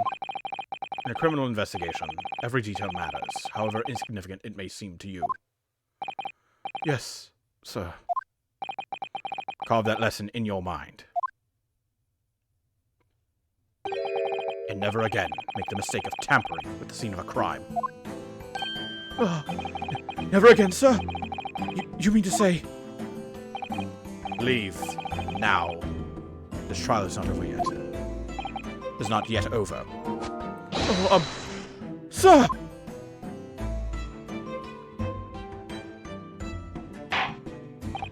Well, quite a startling revelation, I must say. Whoever thought of a third party transplanting the entire scene of a crime like that? Indeed, my lord. Nevertheless, there are some immutable facts here. Principally, that the accused, Mrs. Soseki Natsume, is the only person who could have possibly have committed this crime. Objection! No, I disagree. Now that we know the true scene of the incident, there is someone else. Another person who could be responsible for the knife in the victim's back. Forgive me for being presumptuous, but I believe the prosecution is probably well aware of this possibility already. Lord Van Zieks, is this true? Very well. Name the person if you will, and if further investigation is warranted. The prosecution has no objection to the trial continuing. You will name this other person who could have perpetrated the crime. Take that! The wife of Mr. Garadeb, Joan Garadeb. The defense would once again like to request the cross-examination of a new witness, my lord. Once again? My assistant made the same request earlier. In order to finally reveal the truth about this case, it's imperative that we cross-examine juror number 4, Mrs. Joan Garadeb. Me? How dare I me? Objection! That request has already been denied. Objection! But the situation is very different now. Mrs. Garadeb, answer me this. What do you want now, you little toad? At the time of the incident, you were engaged in a violent argument with your husband, Mr. John Garadeb. In the course of the argument, a minor house fire was ignited. And to clear the smoke from the room, your husband opened a window that looks out over Briar Road. Well, what of it? You threw this book at your husband when he was cornered with his back against the window. Upon striking the pane of the open-top hinged casement window, the book plummeted directly down, finding its way to what we now know to be the true scene of the incident. Yes, and as I said, what of it? During the argument, you were beside yourself with rage. As such, you threw not just books, but anything you could lay your hands on. So, let me ask you one more time, Mrs. Garadeb. This knife, the one removed from the victim's back, have you really never laid eyes on it before?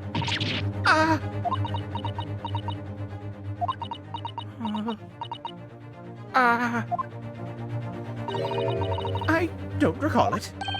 Seriously? Am I supposed to remember everything I picked up and threw at my husband? And anyway, the man over there and all that regalia said members of the jury needn't testify, didn't he? Conveniently, yes. Objection! No! I have no recollection of saying that at all, juror number 4. Oh, Make no mistake, you jurors are not special in any way. You are not immune to the judicial process. If you know something about this knife, madam, let the truth come out. but that's just a common garden knife. It could have come from anywhere. We have several like that at home. If one went missing, how would you expect me to know? What's that? Are you joking? What are you saying? Please, Mrs. Garrett. Now you listen to me. I refuse to believe all this nonsense. I couldn't bear the thought that I injured someone. Do you hear? I couldn't bear it. Oh, the poor woman. So, yes, I want evidence. I want to see hard evidence if you're going to insist on this being my fault. You're going to have to prove to me that I threw that knife, if that's what you think. Come along now. Chop, chop. Do your worst. Well, Mr. Naruhodo? If I had evidence like that, believe me, I would have thrown it at her already. Then take the stand, juror. Oh, The prosecution does not object to the defense's request to cross-examine this woman. Thank you, Lord Van Zieks. I'm going to have to testify? Juror number 4, as I'm sure you will appreciate, having observed it with your own eyes today, witness testimony can lead to the most extraordinary truths being unearthed, truths of which the witnesses themselves may not even have been aware. Oh, dearie me. So I demand your full and unadulterated testimony, Mrs. Garradeb, and mark my words, in this court of law today, we shall extract the truth. Do you concur, counsels? Certainly, my lord. Oh, that's what I'm hoping for, my lord.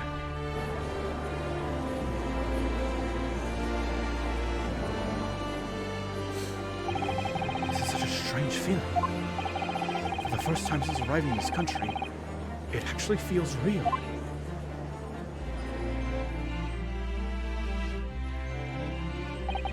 I'm here, in the Old Bailey, and I'm a lawyer.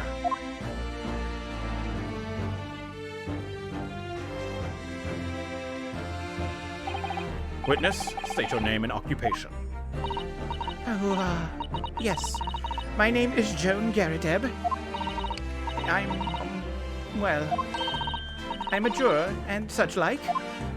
It sounds like even she doesn't know if she's a housewife or a maid, or what anymore.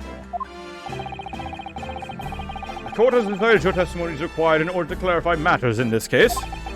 Do you understand, madam? Yes, my lord. You will tell the court everything that took place in your household on the evening in question. And I warn you, do not attempt to hide the truth. Oh, dearie me. Chin up, Joni. Nothing to worry about now. Oh, I didn't know you were here, John.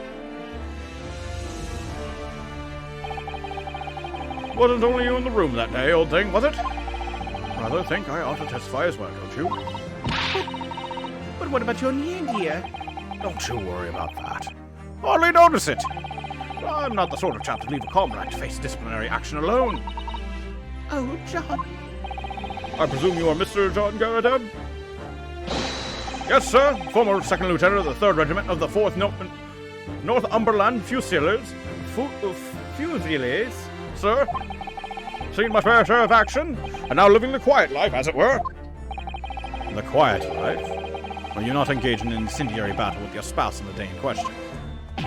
Well, yes. Quite. I believe this may represent a first in the proud history of the British court. Calling a juror to the witness stand is unprecedented. However, the court will hear your testimony now, juror number 4, and that of your husband. You will recount clearly and concisely the events in your home at the time of the incident in question. Sir, at once! I like these people now. I really do. Witness testimony, the Battle of Garradeb. Yes, on the day you're referring to, the wife and I did have a bit of a skirmish. Can't recall the reason now. knocked a candlestick over and set fire to the carpet. Soon had it out, though, and got the window open. Meanwhile, I was picking up whatever I could find to throw at him. Plenty of knives around our place. Can't say I noticed if one or two went missing, I'm afraid. That bally thing in the victim's back really was one of ours. You'd have a job proving it, I think.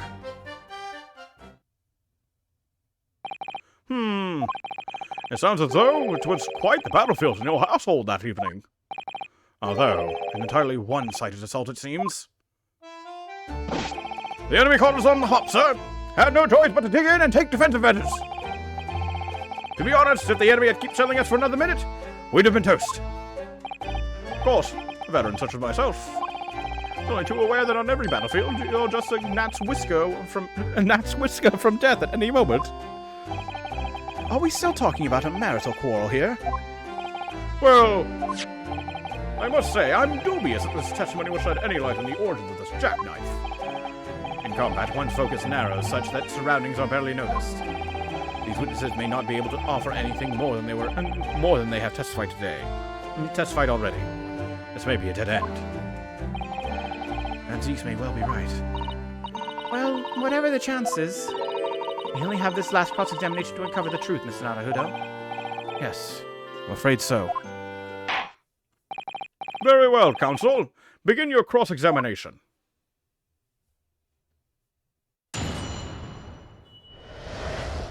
The Battle of Garadeb.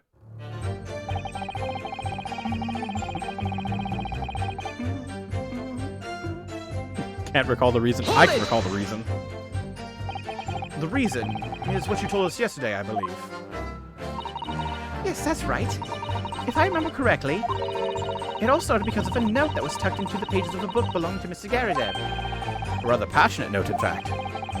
But Mrs. Garadeb found the note, discovering her husband's little secret. And she gave him a mighty number of slaps across the face for it, too.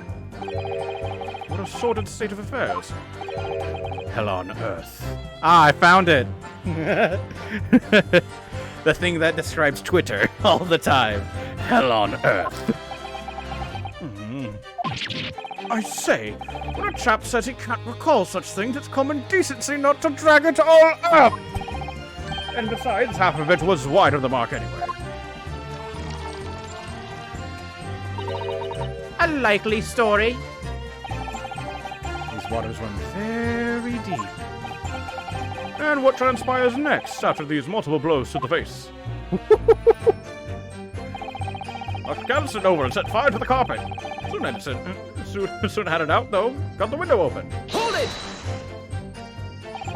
And the fire also spread to some items of furniture, didn't it? The bookcase, my armchair, anything of mine, really. Just so happens there was some bath water around that evening, so I sloshed that about and put it out. What a precarious situation you put yourself in. Oh, this is a three-story townhouse on the west... Three-story townhouse on the west side of the street, where the water main isn't connected yet. I have to draw water from the public water pump during the day if you need any, you see. The lodgers are always moaning that they can't get any water at night. Although that little mustached Japanese man buys water in bottles, I believe. The defendant, Mr. Natsume, you mean? Yes, he receives a stipend for his studies, you know, from his home country. Can you imagine being able to brew a pot of tea at all hours? He's obviously very well off. Have you actually seen the state of the man? I believe he uses all of his income to buy books. Well, anyway, the point is, I was able to douse the fire with water, fortunately enough. Meanwhile, I was picking up whatever I could find to throw at him. Hold it! Even though the room was on fire? As far as I was concerned at the time, it was more important to extinguish my anger than the flames. When a woman wants to throw, she must throw. That is most certainly not true of a Sasato takedown, Mr. Naruto. How does she know I was thinking that? So, please catch your mind back and try to remember. Was a knife among the items you threw at your husband that day? In all honesty, I don't recall. But I feel I must point out that I'm no monster. Let me see. Some bread, cabbage, garlic, towel, the sponge, a napkin. Excuse me! Do you have something to add, sir?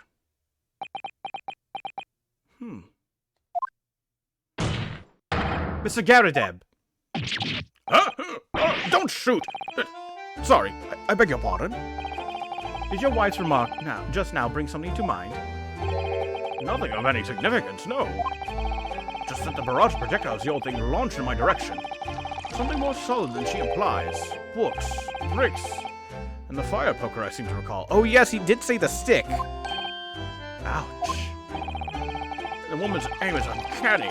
She'll have a direct hit with every battle. Good grief, woman! We're not at home now. This is a court of law. Oh, dearie me, ever so sorry, dear. What's she even doing with the teapot in here? Honestly, John, I would never have thrown such things at you, obviously. Well, take a look at this, then. How do you suppose that happened, Your pipe, sir. I had this thing in my hand as usual at the time of the onslaught. Knocked it clean out with one of her soft projectiles, she did, yes. When I went to pick the thing up, it was broken in two. I could see a sponge do that sort of damage. I see. Your pipe was broken. It would never have been sent flying unless it was hit by something pretty solid.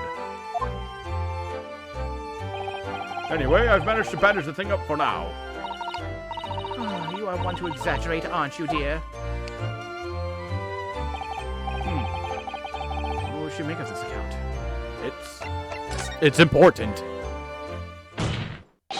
The defense believes Mr. Garadeb's remarks just now to be of great significance. Objection! This war veteran's words only tell us one thing. Betray a fiery wife and pipes as well as hearts may be broken. Sentimental wisdom perhaps, but hardly worth of adding to the formal testimony. Indeed. Common sense, one might say. Might one? In that case, would you at least permit us to examine the pipe, sir? Well, I don't see why not. Oh, dearie me, there you go again, trying to ingratiate yourself with a young lady. Oh my god. Very well, the court will accept the gentleman's pipe as evidence. The pipe has been entered into the court record. I hope I didn't speak out of turn, Mr. Naruto. Absolutely not. Thank you for the new evidence. What in the holy hell? There's a small nick out of the bowl here. Look. It's been made relatively recently. See how there are little scrapes and dents all over it? It's clearly a well-loved pipe. Yes, you're right. Seems to be recently that being well-loved goes hand in hand with getting some battle scars. This particular nick is catching my eye. It's clearly new. Aha! Oh, something just twinkled inside the chamber of the pipe there. Yes, I saw it. It's pretty stuck in there, I think. Let's turn it over and give it a shake. What is this? It's a tiny fragment of metal. It looks like the tip of a blade or something. Surely it couldn't be.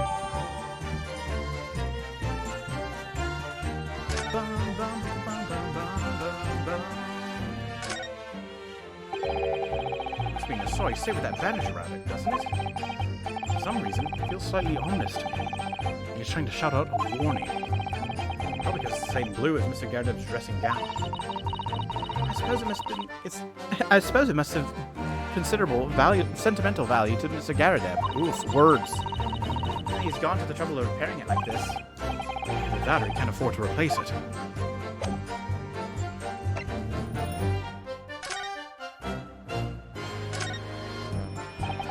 This is a tiny piece of metal we found in the chamber of Mr. Garadeb's pipe. It looks like the tip of a blade or something. Tip of a blade. Is something wrong, Mr. Naruto? I don't really know. There's just something niggling me, but I can't quite put my finger on what it is. Perhaps in that case, it would be wise to examine some of the other pieces of evidence again.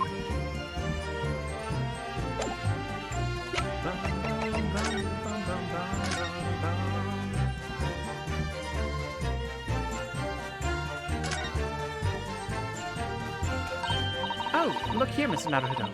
That's it. A small piece of the blade appears to be missing. Wait, part of it's missing? I could be wrong, but I've just got a feeling. You remember this? Ah, that's a tiny fragment of metal we found inside Mr. Garadeb's pipe. Yes, just maybe. Oh my! It's a perfect fit! Somehow, I just knew it.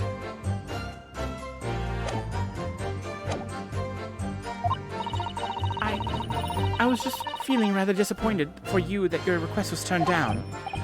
Oh no, it's fine. Thanks to Susato-san, we have some new evidence to work with. We should examine it carefully.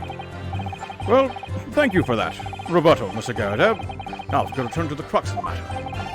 What can you tell the court about the knife used to attack the victim?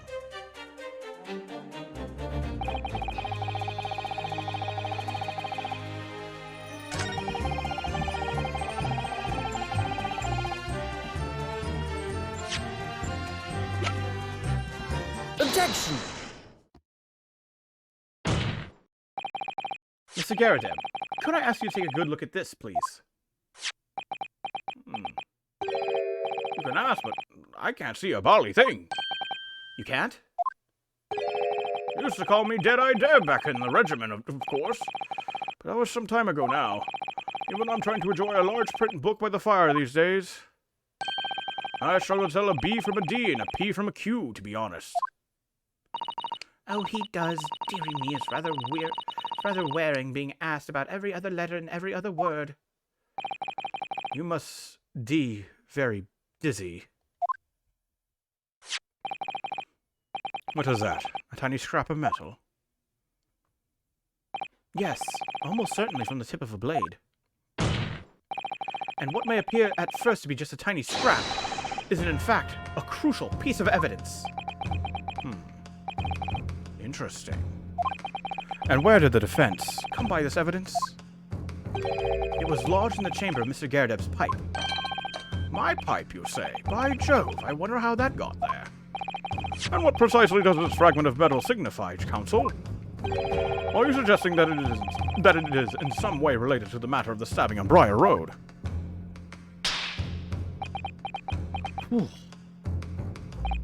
I am. What? When put together with another piece of evidence already in the court record, I believe this tiny fragment of metal will unravel the whole truth of this case, my lord. You appear rather confident in that extraordinary statement, Counsel. Very well, then, present the pertinent evidence to the court. What evidence, when paired with this fragment of metal, allegedly reveals the truth of this entire case? Take that! This is the knife that was found in the victim's back.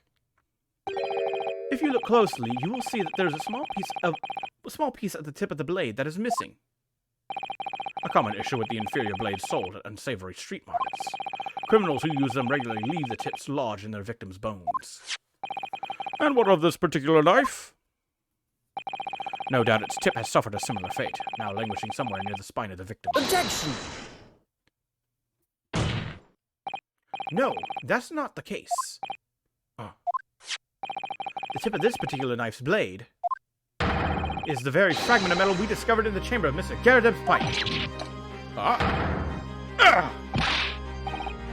Good grief! Lord Van Zeeks! I don't believe it. The knife from the crime scene and this fragment of metal are a perfect match. What? Good golly gosh! Order! Order! Order! Is this some sort of Eastern sorcery? This is no magic, my lord. This is a miracle. A miracle? So Van Zeeks has figured it out, has he? Counsel, explain this extraordinary coincidence at once! Yes, my lord. The crucial point we have to ask ourselves here is when did the fragment of metal find its way inside Mr. Garradeb's pipe? Something that was clarified for us in the most recent witness testimony. Had this thing in my hand as usual at the time of the onslaught.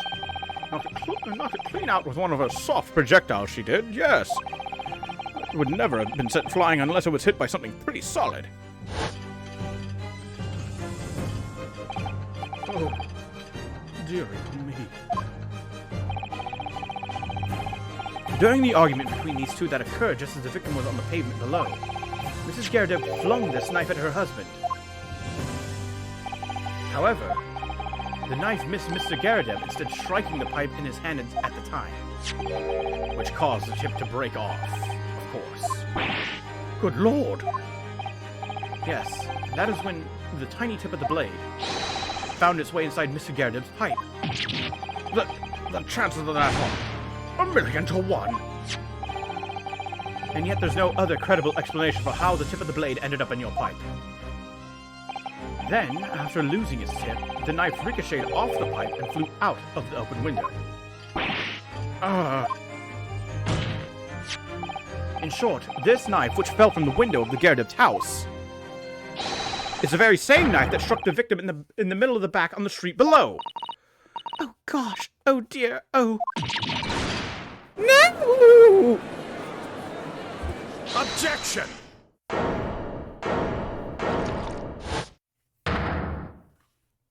I brought the wine back out.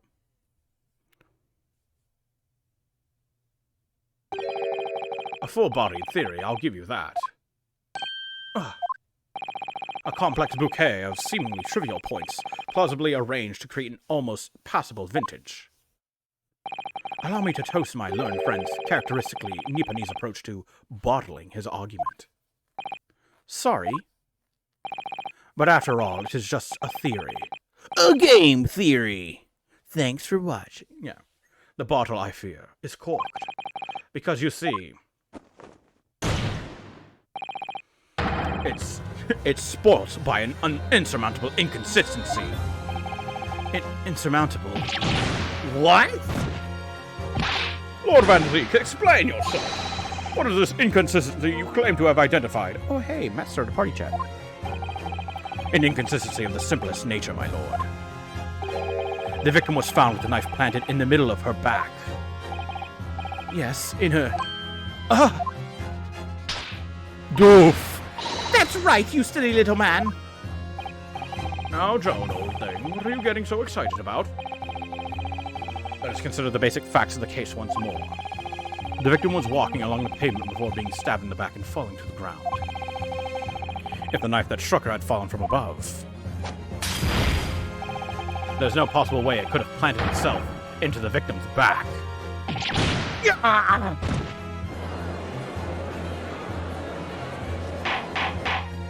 Order! Order!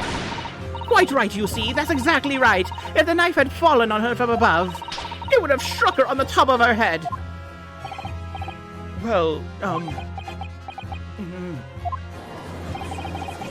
He's lost for words, look.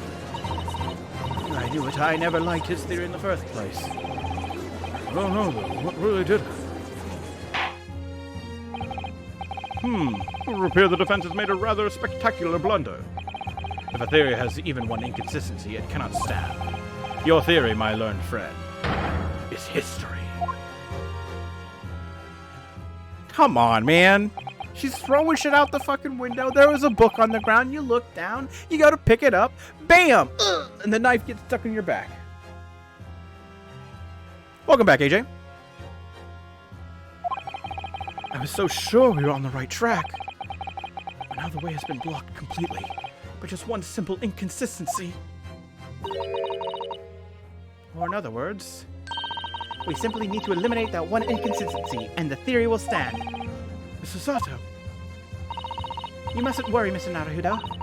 You were just caught off guard, that's all, and your mind went blank. But if the path you are on is indeed correct, then a way will present itself. The key to this is in the court record, I'm sure. All the information you need is there. Oh. It seems you have nothing to say, my Nipponese friend. Well, your silence speaks volumes. I'll tacit acceptance that your theory is fatally flawed. Objection!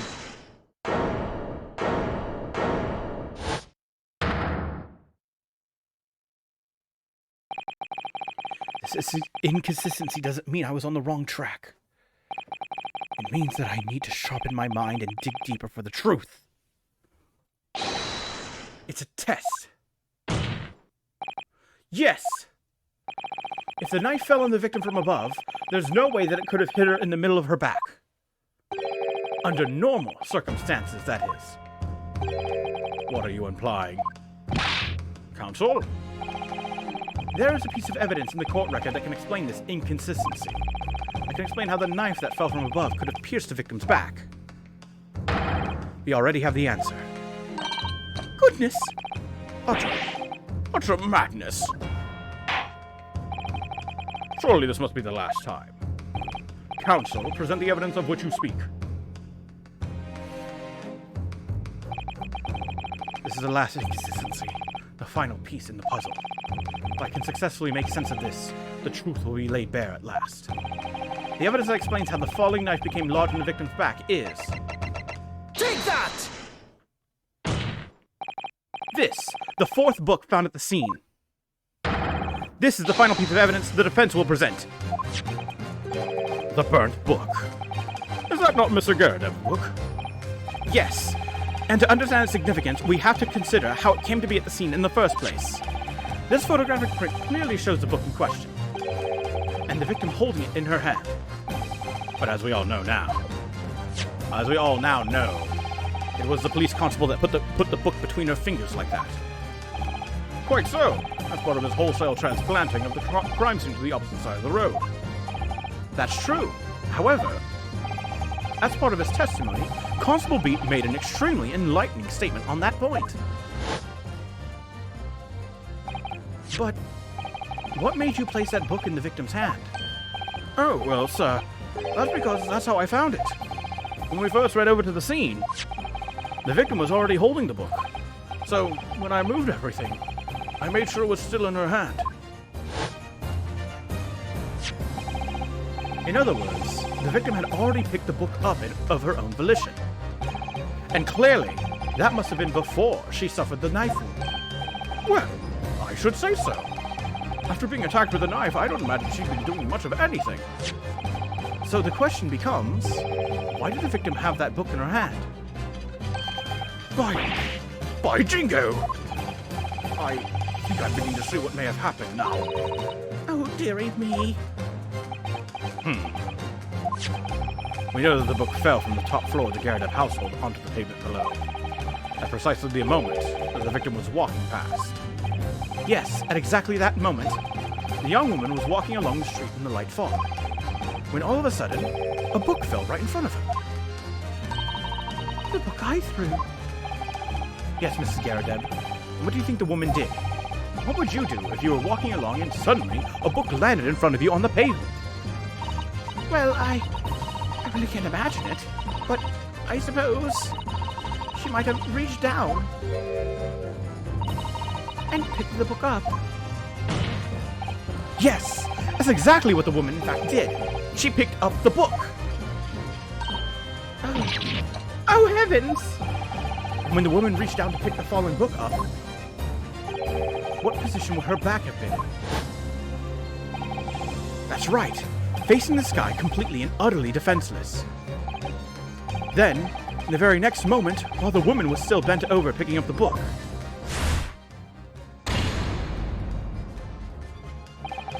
the next object fell from the room above, the jackknife, straight into the middle of her back. And at that same time, walking by chance directly behind Miss Green, was the defendant, Mr. Soseki Natsume. Well, I never. It appeared to Mr. Natsume that the woman simply collapsed on the floor. In the dark and the fog, he didn't see the knife falling on her from above. And from the other direction, the constable and his wife saw no one but the victim and her apparent attacker. So there never was a real culprit to run from the scene in the first place. No, this was nothing more than a series of unlikely events that culminated in an unfortunate accident. And that is the real truth behind this case.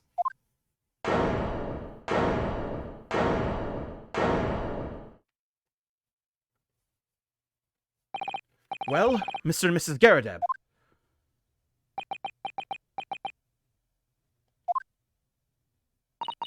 The very first time you showed me that knife, I had my suspicions. I wondered if perhaps it might have been something like that. There, old bean. Poor Mrs. Garredeb. Oh, course, I never meant for anything of the sort to happen, but it was all my fault, wasn't it?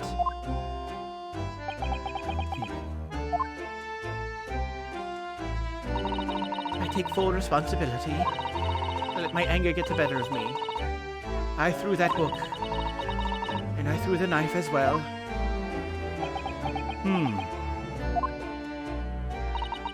John, dear. It's all right. I know. I'm ever so sorry. Truly. I'm sorry!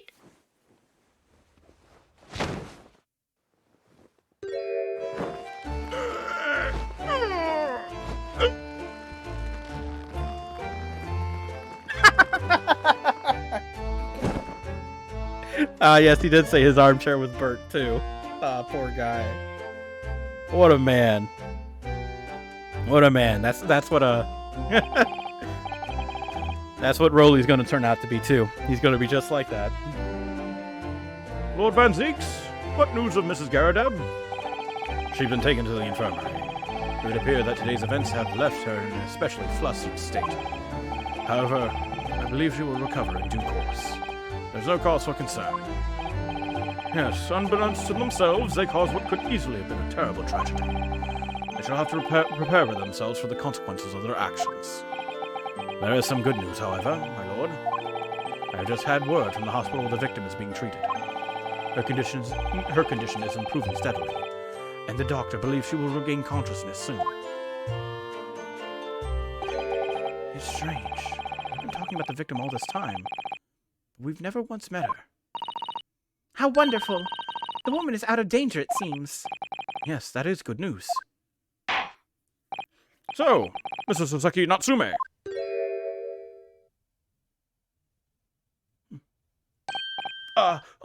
Yes. On behalf of my fellow countrymen, I would like to take this opportunity to beg your pardon, sir.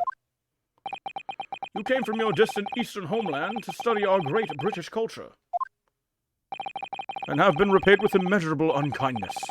Please accept our heartfelt apologies.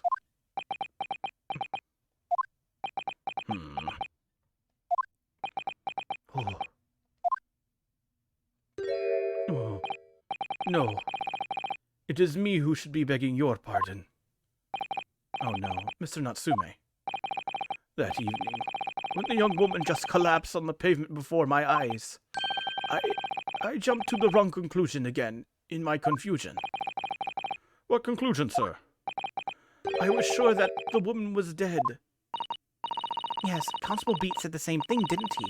He thought she had been killed too. I suppose she must have looked completely lifeless.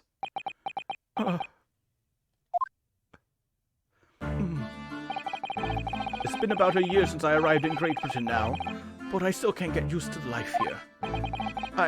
I can't relax. I'm sure there are evil spirits lurking in the fog, like they're haunting me. Poor Sasaki-san. His imagination really has got the better of him. Yes, poor man. So when it happened, I thought the young woman had been taken by the fog spirits. I should never have dropped my books like that and run away. I should have called for help, for a doctor, for the police! Instead, I've managed to create a rift in the relationship of trust between our two empires. And for that, I am truly sorry.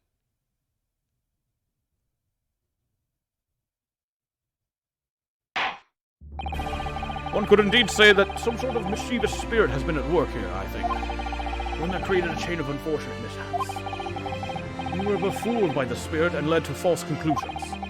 But thanks to Lord Van Zeeks and our young lawyer here from the east, that chain has now been broken and the spirit exorcised. I heartily commend you both.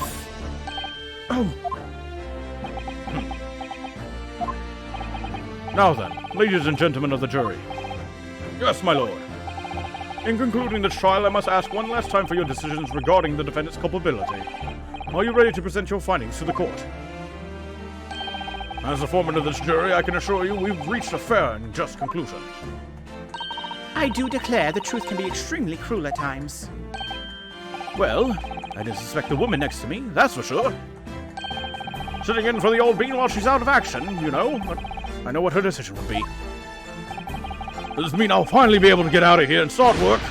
Well, it's about time! I say, I'll have a corker of a story to tell the grandchildren when I get home, won't I? Very well, ladies and gentlemen of the jury. I hereby demand your final decisions. Mr. Foreman? Not guilty. Not guilty. Not guilty. Not guilty. Not guilty. Not guilty.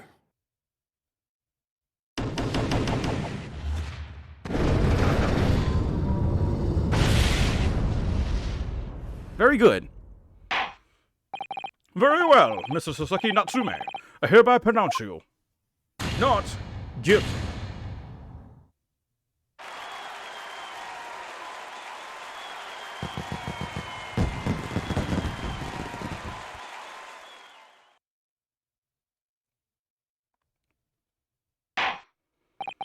And finally, Mr. Natsume. Oh, yes, Lord, sir. You are now a free man once more. It is my hope that you will continue to further your education in British culture. And may you never again be brought before me. Oh, yes, sir, of course. On my life, I swear I'll never set foot in a courtroom again. I'm transported to tears. Thank you, counsels. Court is adjourned.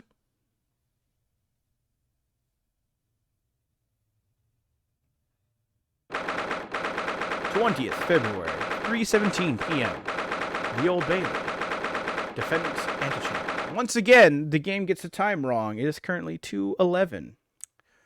When we started, I was a little. It was still wrong. A couple hours before 9, and now that we're done, it's a couple hours before, or actually an hour before. Oh, Locum. Wait, you mean me? Of course. There are no other Locum around here. Is there even one? Compared to the original locum student, Mr. Naruhodo, Esquire, your name has become rather short, hasn't it? What's wrong with using my actual name? Oh, at last, I'm free. I'm free. Joyful, joyous, jubilant jubilation. Speedy, hearty happiness, hurrah! Oh, I am pleased. Mr. Natsume is delighted. Would it be so hard just to say that then? Locum, you did it! You saved me from the brink! Well, what happened to the poor woman was in no way your fault after all. I'm just glad everyone can see that now. No, not that! Lovely, loyal Locum Royal. Yes? Oh, I mean, as I said before, I have just never got used to life here in Great Britain. Every time I look around look over my shoulder, I see foreigners. I see towering brick buildings. And from high up windows, I see them looking down on me, laughing. Look at that little hunchback. Oh, dear. I'm sure it's all in your head, Mr. Natsume. But today, you, Locum Lawyer, gave my gloom the boot. You stood firm behind that baronial bench before all those babbling British. You battled to the bitter end, laying bare the baffling truth. When I beheld the blinding fireworks among the beams of the Bailey's roof, I bellowed, "Behold the best barrister ever born!" Well, that's very flattering, and we're very pleased for you. This has given me a wonderful anecdote to recount to my old friends back in Japan. An anecdote? Is that what's become of all my hard work? Ah, there you are, my dear fellows. I apologize for keeping you waiting. I rose late this morning. Oh, Mr. Sholmes, what a pleasure to see you. I see I am not a moment too soon. I am here not a moment too soon. A disaster has been averted, I'm glad to say. Oh, The trial shall begin presently, Mr. Naruhodo, and I wish you the best of luck. It's just finished. What? No! Then my haste was in vain. Ah, it's you, Airlock Sholmes. Oh? Have we met, sir? this is Mr. Natsume, the man you had arrested, Mr. Sholmes. Ah, I see. I failed to recognize you at first. Our previous encounters have taken place in the gloom. Neither of your bleak lodgings or that prison cell. I simply couldn't place that curious face in the light. Charming. This is all your fault. Airlock shows. You're the reason I had to go through this terrible ordeal. I'm going to give you a piece of my mind. My apologies, sir, but I assure you, I have placed you now. You're the fellow who abandoned that poor young lady and ran off, are you not? Had she been taken to hospital more urgently, I feel perhaps she would have regained consciousness by now. Oh! But it was unavoidable, I'm sure. We are but human, after all. Anyone would have been shaken by such an experience.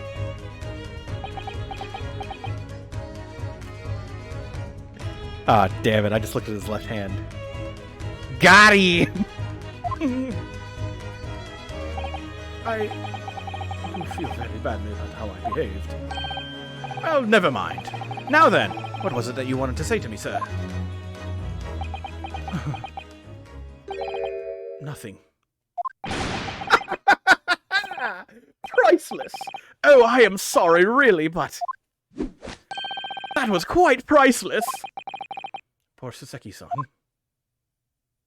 Still, on the bright side, you've had an extremely entertaining experience without paying a penny. And, it would seem, you were not even found guilty. But there is no bright side. Whatever do you mean, Mr. Natsume? Even after this, I'm still cursed by the spirits and now by the Reaper! Ah, Lord Van Zeeks. I had forgotten, you know, what facing that man in court means. Even if you're found not guilty, you're still doomed! It will be all right, Mr. Natsume. If the Reaper appears trying to make trouble, I will protect you. Hiya! With a perfectly executed Susato takedown. Much as I'd like being turned on my head, a bit of warning might be nice next time, Mr. Sato.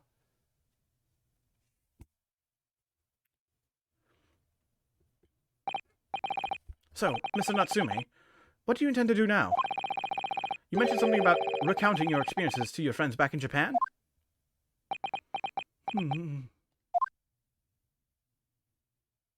Yes, I intend to return to my homeland soon. Oh. It has already been a year since I arrived here in Great Britain. I visited universities, libraries, bookshops. I've been honored with the tutelage of professors. I've learned so much about the wealth of literature here and the city it has shaped. And I've come to realize that it is my calling to sail home and tell my fellow countrymen about it. That's very touching, Mr. Natsume. Or, in perhaps less veiled terms, you wish to withdraw halfway around the world to escape the terror of the Reaper's curse. That's not it at all! The more I learn of literature, the more this strange feeling claws at my insides. I feel compelled to return to my roots and attempt to pen a work of my own. Oh, I see. A work of literature by Soseki-san. Could be an interesting read. And what of Mr. Sato and yourself, Mr. Naruhodo? Sorry, what about us? Will you return to Japan alongside your mustached compatriot? Why would we? A week has not yet passed since we arrived in London. And only now does it feel as though we finally have found our feet. And you are accommodated in a hotel at present, are you not? That's right, but we need to find lodgings before it bankrupts us. I've calculated we can only afford another 10 nights before our entire budget is exhausted. Well then, you could take my lodgings. Oh, the windowless room. Ah, but what it lacks in windows, it more than makes up for with a floor, a ceiling, and walls. Great. And of course, I'd be happy to leave behind the accursed evil spirit. Oh my, an evil spirit! Oh yes, it tries to suffocate you while you sleep. It's an infallible wake-up call. We'll think about it, if that's all right. Perhaps I can offer a more welcome alternative. Would you consider taking lodgings with me? Really? Well, a vacancy has conveniently presented itself. Though it is up in the attic, I might add. Are you sure it isn't just a storage loft? I spoke with the landlady this very morning on the matter of price, and Iris is cleaning the room as we speak. You must come at once. I presume you have no luggage to speak of? Oh, this is simply wonderful. What an honor to be invited to take lodgings in the Great Detective's office's attic. I'm too overcome for words. So suggesting we look elsewhere is out then. Then it's settled! Iris will prepare a welcome dinner this evening. And you must come too, Mr. Natsume. I insist! I don't know what to say, but thank you. And yes! Wonderful. Then I'll go and complete the paperwork for your formal release, Mrs. Natsume. It shan't take long. Somebody's happy. Locum, I knew that you wouldn't let me down. I'm truly delighted to have met you here in London. Likewise, Mr. Natsume. It's been a privilege meeting you too. It's a shame that we're going to say goodbye so soon. Well, I've come to realize that I belong in Japan. But Locum, we'll meet again one day. Yes, I'm sure. Hopefully by then, I'll be a successful lawyer. Hopefully by then, I'll be a successful author. Well, my dear fellow, our carriage appears to have arrived. Shall we go, Mr. Naruhodo? Yes, Mr. Sholmes. I've little doubt Mr. Natsume will be released in time for dinner this evening. And so, with Soseki-san's innocence successfully established, we rode with Mrs. Sholmes to what was to become our new home, 221B Baker Street.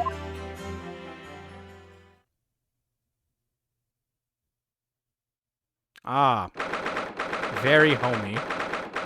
20th February, 4:41 p.m. The attic room.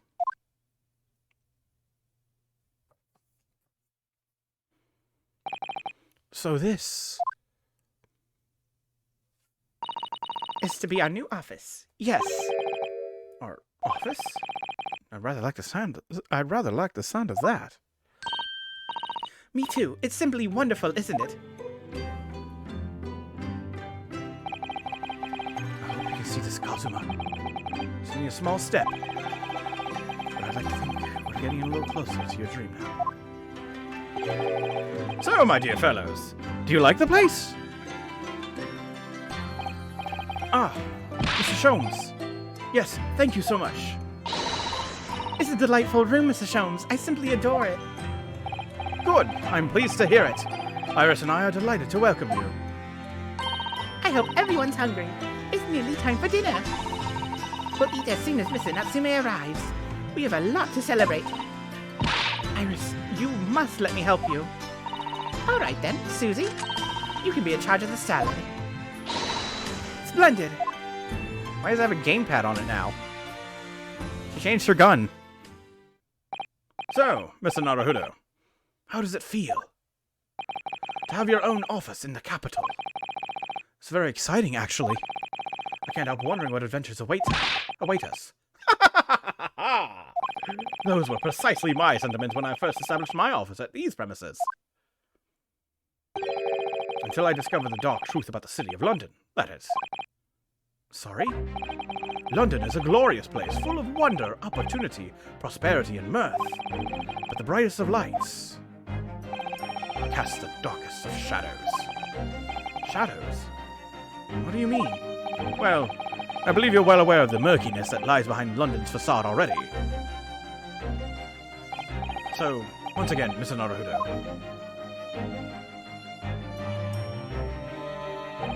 Welcome to London.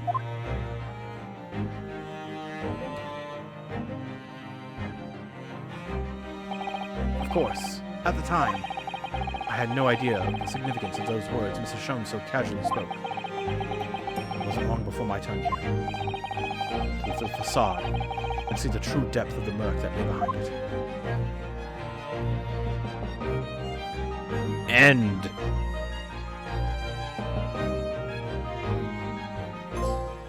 landed in London.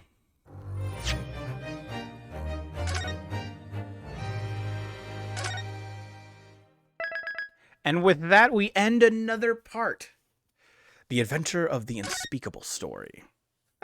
And with that, we come to the end of another bit. Thank you, YouTube, for watching. I hope to catch you in the next one. Keep your mind sharp out there. And let's hope this doesn't crash the recording.